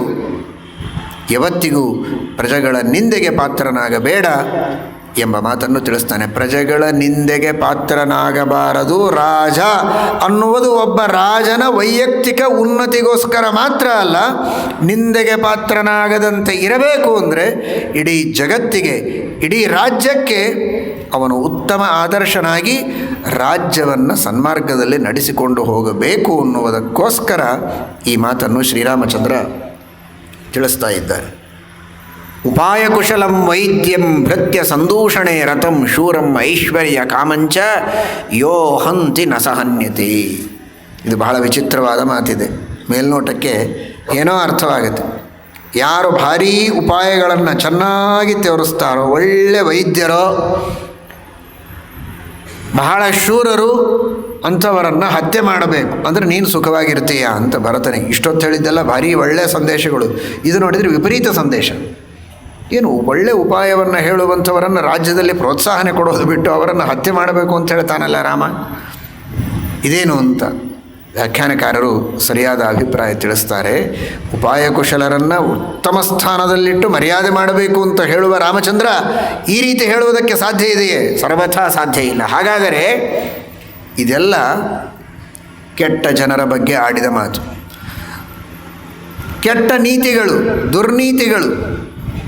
ಹೇಗೆ ಕಣಿಕನ ನೀತಿ ದುರ್ಯೋಧನನಿಗೆ ಬಂತು, ಅಂತಹ ದುರಾಲೋಚನೆಗಳನ್ನು ಮಾಡಿ ರಾಜರನ್ನು ತಪ್ಪಿನಲ್ಲಿ ಸಿಗಿಸುವುದಕ್ಕೆ, ರಾಜ್ಯಕ್ಕೆ ಹಾನಿ ಮಾಡುವುದಕ್ಕೆ, ತಮ್ಮ ಸ್ವಾರ್ಥವನ್ನು ಬೇಯಿಸಿಕೊಳ್ಳುವುದಕ್ಕೆ ಉಪಾಯಗಳನ್ನು ಮಾಡುವಂತಹ ಕುತಂತ್ರ ಮಾಡುವ ಜನರಿದ್ದಾರಲ್ಲ, ಅವರನ್ನು ದೂರ ಇಡುವಂಥ ಇದರ ಸಂದೇಶ. ಅಂತಹ ಏನು ದುರ್ವಿದ್ಯೆ ಇದೆ, ಆ ವಿದ್ಯೆಯಲ್ಲಿ ಪರಿಣತರಾದ ವೈದ್ಯರು ಅಂದರೆ ಡಾಕ್ಟರ್ ಅಂತ ಅರ್ಥ ಅಲ್ಲ, ವಿದ್ಯೆಯಲ್ಲಿ ಪರಿಣತರಾದವರು, ಆ ಕೆಟ್ಟ ನೀತಿಯಲ್ಲಿ, ಕೆಟ್ಟ ವಿದ್ಯೆಗಳಲ್ಲಿ, ಕುತಂತ್ರಗಳಲ್ಲಿ ಪರಿಣತರಾದವರು ಯಾರಿದ್ದಾರೆ, ಅದರಲ್ಲಿ ಶೌರ್ಯವನ್ನು ತೋರುವವರು ಯಾರಿದ್ದಾರೋ ಅಂಥವರನ್ನು ದೂರ ಇಡಬೇಕು. ಹತ್ಯೆ ಮಾಡಬೇಕು ಅಂತ ತಾತ್ಪರ್ಯವಲ್ಲ. ಅವರು ಬಹಳ ಕ್ರೂರರಾಗಿ ಇಡೀ ರಾಜ್ಯಕ್ಕೇನೆ ಹಾನಿಯನ್ನು ಮಾಡ್ತಾ ಇದ್ದರೆ ಅವರಿಗೆ ಆ ಮರಣದಂಡನೆಯನ್ನು ಕೊಡುವಂತಹ ಕ್ರಮವನ್ನು ಕೈಗೊಳ್ಳಬೇಕು. ಇಲ್ಲದಿದ್ದರೆ ಅವರನ್ನು ದೂರ ಇಡಬೇಕು. ಅವರ ಮಾನಭಂಗ ಮಾಡಿದರೂ ಹತ್ಯೆ ಮಾಡಿದಂತೆ ನಿನ್ನೆ ಕೇಳಿದ್ದೀರಿ. ಅವರಿಗೆ ಜನರ ಮಧ್ಯದಲ್ಲಿ ಅವರು ಮಾಡಿದ ಅಪರಾಧಕ್ಕೆ ಘೋಷಣೆಯನ್ನು ಮಾಡಿ ಅವರಿಗೆ ಮಾನಭಂಗ ಮಾಡಿದರೂ ಸಾಕು, ಅವರನ್ನು ಹತ್ಯೆ ಮಾಡಿದ ಹಾಗೆ. ಅವರಿನ್ನೆಂದೂ ಮುಂದೆ ಬರಬಾರದು. ದುರ್ಜನರಿಗೆ ದುಷ್ಟ ಕಾರ್ಯಗಳನ್ನು ಮಾಡುವುದಕ್ಕೆ ರಾಜ್ಯದಲ್ಲಿ ಅವಕಾಶ ಕೊಡಬಾರದು ಅನ್ನುವುದು ಶ್ರೀರಾಮನ ಅಭಿಪ್ರಾಯ ಎಂಬುದಾಗಿ ವ್ಯಾಖ್ಯಾನಕಾರರು ತಿಳಿಸ್ತಾರೆ. ಸೇನಾಪತಿ ಅಂಥವನಾಗಿರಬೇಕು, ಭಾರೀ ಧೈರ್ಯಶಾಲಿಯಾದವನು, ಶೂರ, ಪ್ರಾಣವನ್ನು ದೇಶಕ್ಕಾಗಿ ಪರಿತ್ಯಾಗ ಮಾಡುವುದಕ್ಕೆ ಸಿದ್ಧ. ಎಲ್ಲ ಸೈನಿಕರಲ್ಲಿಯೂ ಹುಮ್ಮಸ್ಸನ್ನು ತುಂಬಿ ಅವರೆಲ್ಲರೂ ನೀತಿವಂತರಾಗಿ, ರಾಜನಿಷ್ಠರಾಗಿ, ರಾಜ್ಯನಿಷ್ಠರಾಗಿ. ಕೇವಲ ರಾಜನಿಷ್ಠೆ ಕೆಲಸ ಮಾಡುವುದಿಲ್ಲ. ರಾಜ ಏನು ಹೇಳ್ತಾನೆ ಅದನ್ನು ಮಾಡುವುದು. ರಾಜ್ಯಕ್ಕೆ ಹಿತವೋ ಅಹಿತವೋ ಅಲ್ಲ. ರಾಜ್ಯಕ್ಕೆ ಹಿತ ನೋಡುವುದರಲ್ಲಿ ರಾಜ ಬದುಕಿದರೂ ಸರಿ, ಸತ್ತರೂ ಸರಿ ಅನ್ನುವುದೂ ಅಲ್ಲ. ಎರಡನ್ನೂ ಸರಿಯಾಗಿ ತೂಗಿ ವಿಶೇಷವಾಗಿ ರಾಜ್ಯದಲ್ಲಿ ನಿಷ್ಠನಾಗಿ ಅದಕ್ಕೆ ತಕ್ಕಂತೆ ರಾಜನಲ್ಲಿಯೂ ನಿಷ್ಠೆಯನ್ನು ಇಟ್ಟುಕೊಂಡಂತಹ ಸೈನಿಕರನ್ನು ಸಿದ್ಧಪಡಿಸ್ತಾ ಗುಣವಂತರನ್ನಾಗಿ ಅವರನ್ನು ನೋಡಿಕೊಂಡು, ಅವರ ಹೊಟ್ಟೆ ಬಟ್ಟೆಗಳನ್ನು ನೋಡಿಕೊಂಡು ಅವರಿಂದ ರಾಜ್ಯದ ರಕ್ಷಣೆಯನ್ನು ಮಾಡಿಸುವಂತಹ ಪರಂಪರೆಯಿಂದ ಅವನ ತಾತ ಮುತ್ತಾತಂದರಿಂದ ಸೇವೆ ಮಾಡಿದವರಾಗಿರಬೇಕು ರಾಜ್ಯದಲ್ಲಿ. ಅಂತಹ ರಕ್ತದಲ್ಲಿಯೂ ರಾಜ್ಯದ ಭಕ್ತಿ, ದೇಶದ ಭಕ್ತಿ ಯಾರಲ್ಲಿ ಹರಿತಾ ಇದೆ ಅಂಥವರನ್ನು ಸೇನಾಧಿಪತಿಗಳನ್ನಾಗಿ ಮಾಡಬೇಕು. ತಾತ ಮುತ್ತಾತಂದರ ಕಾಲದಿಂದ ದುಡ್ಡು ದುಡ್ಡು ದುಡ್ಡು ಅಂತ ಕೇವಲ ಹೇಗೆ ದುಡ್ಡು ಮಾಡಿಕೊಳ್ಳಬೇಕು, ಸ್ವಾರ್ಥವನ್ನು ಹೇಗೆ ಸಾಧಿಸಬೇಕು ಅನ್ನೋದೇ ರಕ್ತದಲ್ಲಿ ಹರಿದು ಬರ್ತಾ ಇರುತ್ತಲ್ಲ, ಅಂಥವರನ್ನು ಸೇನಾಪತಿಗಳನ್ನೂ ಮಾಡಬಾರದು, ಮಂತ್ರಿಗಳನ್ನೂ ಮಾಡಬಾರದು, ರಾಜರನ್ನೂ ಮಾಡಬಾರದು. ಬಲವಂತಶ್ಚ ಕಚ್ಚಿತ್ತೆ ಮುಖ್ಯಾಯುದ್ಧ ವಿಶಾರದಾಃ ದ್ರಷ್ಟಾಪದಾನಾಃ ವಿಕ್ರಾಂತಾಸ್ತ್ವಯ ಸತ್ಕೃತ್ಯ ಮಾನಿತಾಃ. ನಿನ್ನೆ ತಿಳಿದಿದ್ದೀರಿ, ಯಾರು ಬಹಳ ದೊಡ್ಡ ಸಾಧನೆಯನ್ನು ರಾಜ್ಯದಲ್ಲಿ ಮಾಡಿರ್ತಾರೆ, ಯುದ್ಧದಲ್ಲಿ ಗೆದ್ದಿರ್ತಾರೆ, ರಾಜ್ಯಕ್ಕೆ ವಿಜಯವನ್ನು ತಂದು ಕೊಟ್ಟಿರ್ತಾರೆ, ಆಪತ್ತುಗಳನ್ನು ದೂರ ಮಾಡಿರ್ತಾರೆ, ದೃಷ್ಟಾಪದಾನಾಹ ಅಂತ ಹಿಂದೆ ತೋರಿಸಿದ ದೊಡ್ಡ ದೊಡ್ಡ ಪೌರುಷಗಳನ್ನು ಅಪದಾನ ಅಂತ ಕರೆಯೋದು. ಅಂತಹ ಅಪದಾನಗಳನ್ನು, ದೊಡ್ಡ ದೊಡ್ಡ ಪೌರುಷಗಳನ್ನು ಹಿಂದೆ ಮಾಡಿ ತೋರಿಸಿದವರು ಯಾರಿದ್ದಾರೋ ಅಂತಹ ಧೀರರಿಗೆ, ಶೂರರಿಗೆ ಭಾರೀ ಮರ್ಯಾದೆಯನ್ನು ಕೊಟ್ಟರೆ ಇನ್ನು 10 ಕೆಲಸಗಳನ್ನು ಅವರು ಮಾಡ್ತಾರೆ. ಅವರಿಗೆ ಮರ್ಯಾದೆ ಯಾರದ್ದನ್ನು ಕಂಡು ಇನ್ನು 100 ಜನ ಅಂತಹ ಶೌರ್ಯದ, ವೀರ್ಯದ, ಪರಾಕ್ರಮದ ಕಾರ್ಯಕ್ಕೆ ಪ್ರಾಣವನ್ನು ಪಣಕ್ಕಿಟ್ಟು ಮುಂದೆ ಬರ್ತಾರೆ. ವಿದ್ಯಾವಂತರಿಗೆ ಮರ್ಯಾದೆಯನ್ನು ಮಾಡಿದರೆ ನಾವು ವಿದ್ಯಾವಂತರಾಗಬೇಕು ಅಂತ ಅನೇಕ ಜನ ಉತ್ಸಾಹದಿಂದ ಮುಂದೆ ಬರ್ತಾರೆ. ಶೂರರಿಗೆ ಸನ್ಮಾನವನ್ನು ಮಾಡಿದರೆ ನಾವು ಶೂರರಾಗಬೇಕು ಅಂತ ಆ ತರಹದ ಪರಂಪರೆಯಲ್ಲಿ ಬಂದವರಿಗೆ ಅಂತಹ ಪ್ರೇರಣೆ ಸಿಗತ್ತೆ. ಕಚ್ಚಿತ್ ಬಲಸ್ಯ ಭಕ್ತಂಚ ವೇತನಂಚ ಯಥೋಚಿತಂ ಸಂಪ್ರಾಪ್ತ ಕಾಲಂ ದಾತವ್ಯಂ ದದಾಸಿ ನ ವಿಳಂಬಸೆ. ಹೊಟ್ಟೆಗೆ ಬಟ್ಟೆಗೆ ಎಂದಿಗೂ ಸೈನಿಕರಿಗೆ ಕಡಿಮೆಯಾಗಬಾರದು. ವೇತನದಲ್ಲಿ ಎಂದಿಗೂ ಕಡಿಮೆಯಾಗಬಾರದು. ಯಥೇಚ್ಛವಾಗಿ ಹೊಟ್ಟೆ ತುಂಬ ಅವರಿಗೆ ಊಟ, ಕೈ ತುಂಬ ವೇತನ, ಇನ್ನುಳಿದ ಸಂಪೂರ್ಣವಾದಂತಹ ರಕ್ಷಣೆ ಅವರಿಗೆ ನೀಡಿ ಅವರಿಂದ ಕಾರ್ಯವನ್ನು ಮಾಡಿಸಬೇಕು. ಅದನ್ನು ಮಾಡ್ತಾ ಇದ್ದಾನೆ. ಮಾಡೋದು ಮಾಡಿ ಸರಿಯಾದ ಕಾಲದಲ್ಲಿ ಅವರಿಗೆ ಮುಟ್ಟಿಸಬೇಕು. ಕಾಲದ ಅತಿಕ್ರಮಣ ಮಾಡಿದರೂ ಕೊಟ್ಟರೂ ಕೊಡದಿದ್ದಂತೆ ಯಾವ ಕಾಲಕ್ಕೆ ವೇತನ ಸೇರಬೇಕೋ, ಯಾವ ಕಾಲಕ್ಕೆ ಅನ್ನವನ್ನು ಕೊಡಬೇಕೋ ಆ ಕಾಲಕ್ಕೆ ಸರಿಯಾಗಿ ಅನ್ನವನ್ನು, ವೇತನವನ್ನು, ಬಟ್ಟೆಯನ್ನು, ಮನೆಯನ್ನು, ಎಲ್ಲ ರೀತಿಯ ವ್ಯವಸ್ಥೆಗಳನ್ನು ನಿನ್ನ ರಾಜ್ಯದಲ್ಲಿ ಕಾರ್ಯವನ್ನು, ಸೇವೆಯನ್ನು ಮಾಡುವವರಿಗೆ ಕೊಡಬೇಕು. ಅದನ್ನು ಮಾಡ್ತಾ ಇದ್ದೀಯಾ ಎಂಬುದಾಗಿ ಶ್ರೀರಾಮಚಂದ್ರ ಕೇಳ್ತಾನೆ. ಇದನ್ನು ನಮ್ಮೆಲ್ಲರಿಗೂ ಸಂದೇಶದ ರೂಪದಲ್ಲಿ ಶ್ರೀರಾಮಚಂದ್ರ ತಿಳಿಸ್ತಾನೆ. ಯಾವ ವ್ಯಕ್ತಿಗೆ ಯಾವ ಕಾಲದಲ್ಲಿ ಏನು ಕೊಡಬೇಕೋ ಅದನ್ನು ಸರಿಯಾಗಿ ಕೊಟ್ಟು ಅವರಿಂದ ಕಾರ್ಯವನ್ನು ಮಾಡಿಸಿಕೊಳ್ಳಬೇಕು ಅಂತ. ಶ್ರೀರಾಮಚಂದ್ರ ಶ್ರೀಕೃಷ್ಣನಾಗಿ ಕರ್ಮಣ್ಯೇವ ಅಧಿಕಾರಸ್ಥೆ ಮಾಫಲೇಶು ಕದಾಚನ ಅಂತ ನಿಮ್ಮ ಕರ್ಮಗಳನ್ನಷ್ಟೇ ಮಾಡಿ ಫಲವನ್ನು ಬಯಸಬೇಡಿ ಅಂತ ಈ ಮಾತಿಗೆ ತಪ್ಪು ಅರ್ಥ ಮಾಡಿಕೊಂಡು ಶ್ರೀಕೃಷ್ಣನ ಮೇಲೆ ಆಕ್ಷೇಪವನ್ನು ಮಾಡುವಂತಹ ಮಂದಾತ್ಮರಿದ್ದಾರೆ ಅನೇಕರು.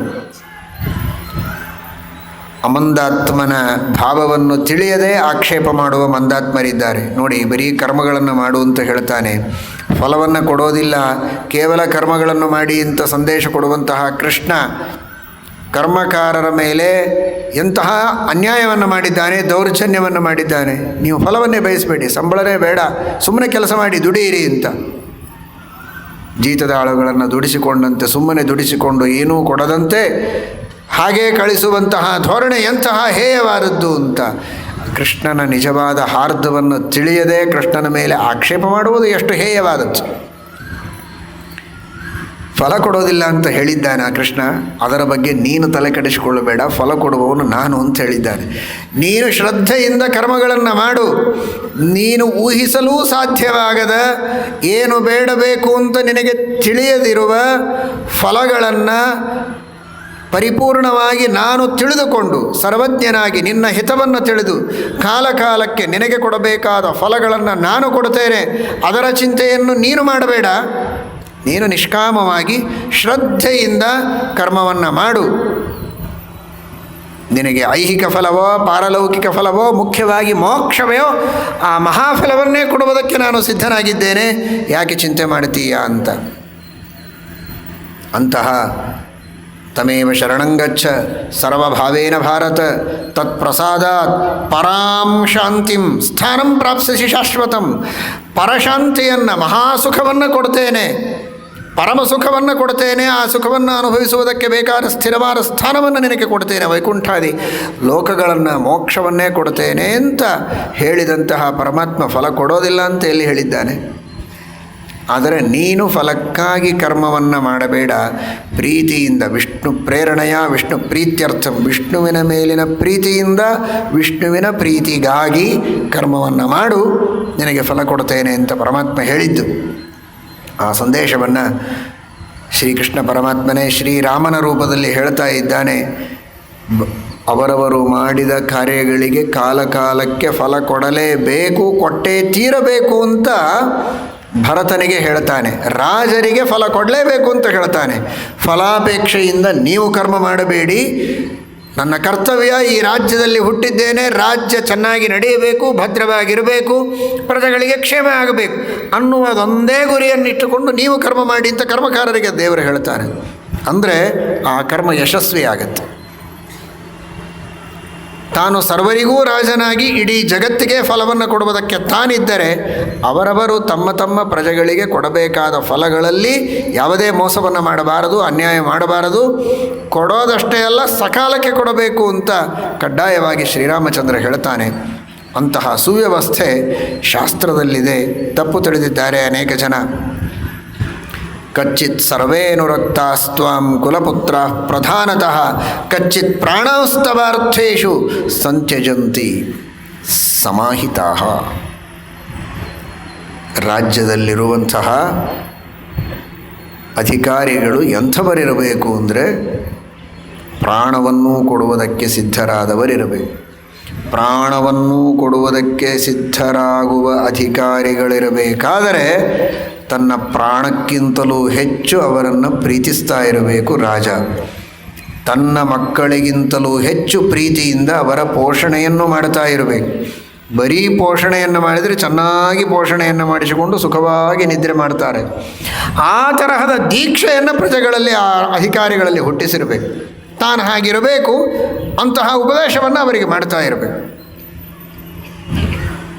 ಕಾರ್ಯಂ ವಾ ಸಾಧಯೇಯಂ ದೇಹಂ ವಾ ಪಾತಯೇಯಂ. ಕಾರ್ಯವನ್ನು ಸಾಧಿಸಿಯೇ ತೀರ್ತೇನೆ, ಸತ್ತರೂ ಚಿಂತಿಲ್ಲ, ಪ್ರಾಣ ಹೋದರೂ ದೇಶದ ಸೇವೆಯನ್ನು ಮಾಡುವುದನ್ನು ಬಿಡೋದಿಲ್ಲ ಅನ್ನುವಂತಹ ದೇಶಭಕ್ತಿ ಎನ್ನುವ ಶಬ್ದಕ್ಕೆ ದೇಶ ಇದು ಜಡ, ಆ ದೇಶದ ರಕ್ಷಣೆಯ ದೀಕ್ಷೆ, ಆ ದೇಶನ ಮೇಲೆ ಭಕ್ತಿ. ದೇಶಭಕ್ತಿ ಅಂದರೆ, ದೇಶ ಅಂದರೆ ಪರಮಾತ್ಮ. ಜಗತ್ತಿನಲ್ಲಿ ಭಕ್ತರು ಬಯಸಿದ್ದನ್ನೆಲ್ಲ ಕೊಡುವ ಈಶ, ಈಶ ದೇಶ. ಅಂದರೆ ಸರ್ವಪ್ರಧಾನಾದ ಪರಮಾತ್ಮ. ಈಶ ಇಡೀ ಜಗತ್ತಿಗೆ ನಿಯಾಮಕ. ಅಂತಹ ದೇಶದ ರಕ್ಷಣೆ ಮಾಡುವ ದೀಕ್ಷೆ, ದೇಶನಲ್ಲಿ ಭಕ್ತಿ ಇರುವಂತಹ ಅಧಿಕಾರಿಗಳನ್ನು ಸಿದ್ಧಪಡಿಸಬೇಕು. ಅಂತಹ ಒಂದು ಪ್ರೇರಣೆಯನ್ನು, ಪ್ರಚೋದನೆಯನ್ನು ಅವರಲ್ಲಿ ನೀಡಬೇಕು. ಆಗ ಅವರು ಪ್ರಾಣ ಕೊಡುವುದಕ್ಕೆ ಸಿದ್ಧರಾಗ್ತಾರೆ. ಅಂತಹ ಅಧಿಕಾರಿಗಳು, ಅಂತಹ ಸೈನಿಕರು ಇದ್ದರೆ ರಾಜ್ಯ ಅತ್ಯಂತ ಭದ್ರವಾಗಿರ್ತದೆ. ಪ್ರಾಣ ಕೊಡುವುದಲ್ಲ, ಒಂದು 10 ರೂಪಾಯಿಗಳನ್ನು ಕೊಡೋದಕ್ಕೂ ಇವತ್ತು ಸಿದ್ಧರಾಗೋದಿಲ್ಲ. ತನಗೆ ಬರೋ ಸಂಬಳದಲ್ಲಿಯೋ, ಸಂಬಳ ಅಲ್ಲ ಅದೆಷ್ಟೋ ವಾಸಿ, ಲಂಚದೊಳಗೆ ಸ್ವಲ್ಪ ಕಡಿಮೆಯಾಗತ್ತೆ ಅಂದರೆ ದೇಶಕ್ಕೆ ಏನು ಹಾನಿಯಾದರೂ ಆಗಲಿ ಅಂತನ್ನುವಂತಹ ಅಧಿಕಾರಿಗಳು ಅಲ್ಲಲ್ಲಿ ತೋರ್ತಾರೆ. ಇದರಿಂದ ಎಂತಹ ದೊಡ್ಡ ಹಾನಿಯಾಗ್ತದೆ, ಪ್ರಜೆಗಳು ಎಷ್ಟು ದುಃಖವನ್ನು ಅನುಭವಿಸಬೇಕಾಗತ್ತೆ. ಒಬ್ಬೊಬ್ಬ ವ್ಯಕ್ತಿಯ ವೈಯಕ್ತಿಕ ಸ್ವಾರ್ಥ, ಆ ಸ್ವಾರ್ಥವೂ ಅವನ ಹಿತಕ್ಕಲ್ಲ. ಅವನೇನು ಅದನ್ನು ತಿಂದು ಭೋಗಿಸೋದೂ ಇಲ್ಲ, ಅವನ ಬ್ಯಾಂಕಿನೊಳಗೆ ಬಿದ್ದಿರ್ತದಷ್ಟೇ.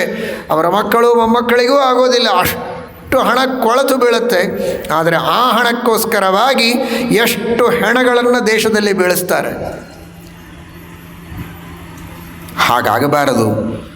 ತಾನೊಬ್ಬ ತನ್ನ ಪ್ರಾಣವನ್ನು ಕೊಟ್ಟರೂ ಅಡ್ಡಿ ಇಲ್ಲ, ದೇಶಕ್ಕೆ ಹಿತವಾಗಲಿ, ಎಲ್ಲ ಪ್ರಜೆಗಳಿಗೆ ಹಿತವಾಗಲಿ ಎನ್ನುವಂತಹ ತ್ಯಾಗದ ಬುದ್ಧಿಯನ್ನು ಪ್ರತಿಯೊಬ್ಬರಲ್ಲಿ ಹುಟ್ಟಿಸಬೇಕು. ಅಂತಹ ಅಧಿಕಾರಿಗಳನ್ನು ಸಿದ್ಧ ಮಾಡಬೇಕು ಅಂತ ಶ್ರೀರಾಮಚಂದ್ರ ಸಂದೇಶವನ್ನು ನೀಡುತ್ತಾ ಇದ್ದಾನೆ.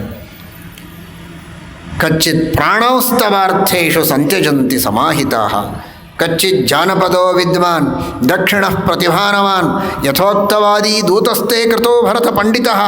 ಒಬ್ಬ ದೂತ ಹೇಗಿರಬೇಕು? ಬರೀ ದೊಡ್ಡ ದೊಡ್ಡ ಅಧಿಕಾರಿಗಳು ಮಂತ್ರಿಗಳಲ್ಲ, ಒಬ್ಬ ದೂತ ಹೇಗಿರಬೇಕು? ಮೊದಲನೇದಾಗಿ ಜಾನಪದ, ಅವನು ನಮ್ಮ ದೇಶದವನಾಗಿರಬೇಕು. ಬೇರೆ ದೇಶದವನಾಗಿದ್ದರೆ ಅವನಿಗೆ ದೇಶದ ಮೇಲೆ ಅಭಿಮಾನ ಇರೋದಿಲ್ಲ. ಭಾಳ ಒಳ್ಳೆಯವನು, ಚೆನ್ನಾಗಿ ಮಾತಾಡ್ತಾನೆ ಅಂತ ಅವನನ್ನು ದೂತನನ್ನು ಮಾಡಿಕೊಳ್ಳಬಾರದು. ಜಾನಪದ. ಯಾವ ದೇಶದ ರಾಜನಾಗಿದ್ದಾನೆ ಅದೇ ದೇಶದ ದೂತನನ್ನು ಮಾಡಿಕೊಂಡಿರಬೇಕು. ವಿದ್ಯಾವಂತನಾಗಿರಬೇಕು, ಭಾರೀ ಸಮರ್ಥನಾಗಿರಬೇಕು. ಶತ್ರುಗಳು ಅಥವಾ ಹೊರಗಿನ ದೇಶದ, ಹೊರ ರಾಷ್ಟ್ರದ ರಾಜರು ಮಾಡುವಂತಹ ಪ್ರಶ್ನೆಗಳಿಗೆ ಸ್ಫೂರ್ತಿಯಿಂದ ಉತ್ತರ ಕೊಡುವುದಕ್ಕೆ ಸಮರ್ಥನಾಗಿರಬೇಕು. ಅಂತಹ ಶ್ರೇಷ್ಠನಾದ ಪಂಡಿತನನ್ನು, ಸತ್ಯ ಮಾತನಾಡುವವನ್ನು, ಹಿತವನ್ನೇ ನುಡಿಯುವಂತಹ ವ್ಯಕ್ತಿಯನ್ನು ದೂತನನ್ನಾಗಿ ಮಾಡಿಕೊಂಡಿರಬೇಕು. ಕಚ್ಚಿಚ್ಚ ಅಷ್ಟಾದಶಾನ್ಯೇಷು ಸ್ವಪಕ್ಷೇ ದಶ ಪಂಚಚ ತ್ರಿಭಿರವಿಜ್ಞಾತೈ ವೇತ್ಸಿ ತೀರ್ಥಾನಿ ಚಾರಣೈ. 18 ಅಥವಾ 15 3 ಚೆನ್ನಾಗಿ ತಿಳಿದುಕೊಳ್ತಾ ಇದ್ದೀಯಲ್ಲ ಅಂತ ಕೇಳ್ತಾನೆ. ಏನಿದು ಒಗಟು ಅರ್ಥ ಆಗೋದಿಲ್ಲ. ಏನು 18 ಏನು, 15 ಏನು, 3 ಏನು ಅಂತ ವ್ಯಾಖ್ಯಾನಕಾರರು ತಿಳಿಸ್ತಾರೆ. ರಾಜ್ಯದಲ್ಲಿ 18 ಜನ ಚೆನ್ನಾಗಿ ಕೆಲಸವನ್ನು ಮಾಡುವವರಾಗಿರಬೇಕು. ಆ 18 ಜನರನ್ನು, ಚೆನ್ನಾಗಿ ಕೆಲಸ ಮಾಡುವವರನ್ನು ನಿಯೋಜನೆ ಮಾಡಿ ತಣ್ಣಗೆ ಮಲಗಿದರಲ್ಲ, ನಾನು ಎಲ್ಲ ಕೆಲಸವನ್ನು ಒಪ್ಪಿಸಿಯಾಗಿದೆ, ಅವರವರು ಮಾಡ್ತಾ ಇರ್ತಾರೆ ಅಂತ ತಿಳಿದರೆ ಸಾಲದು.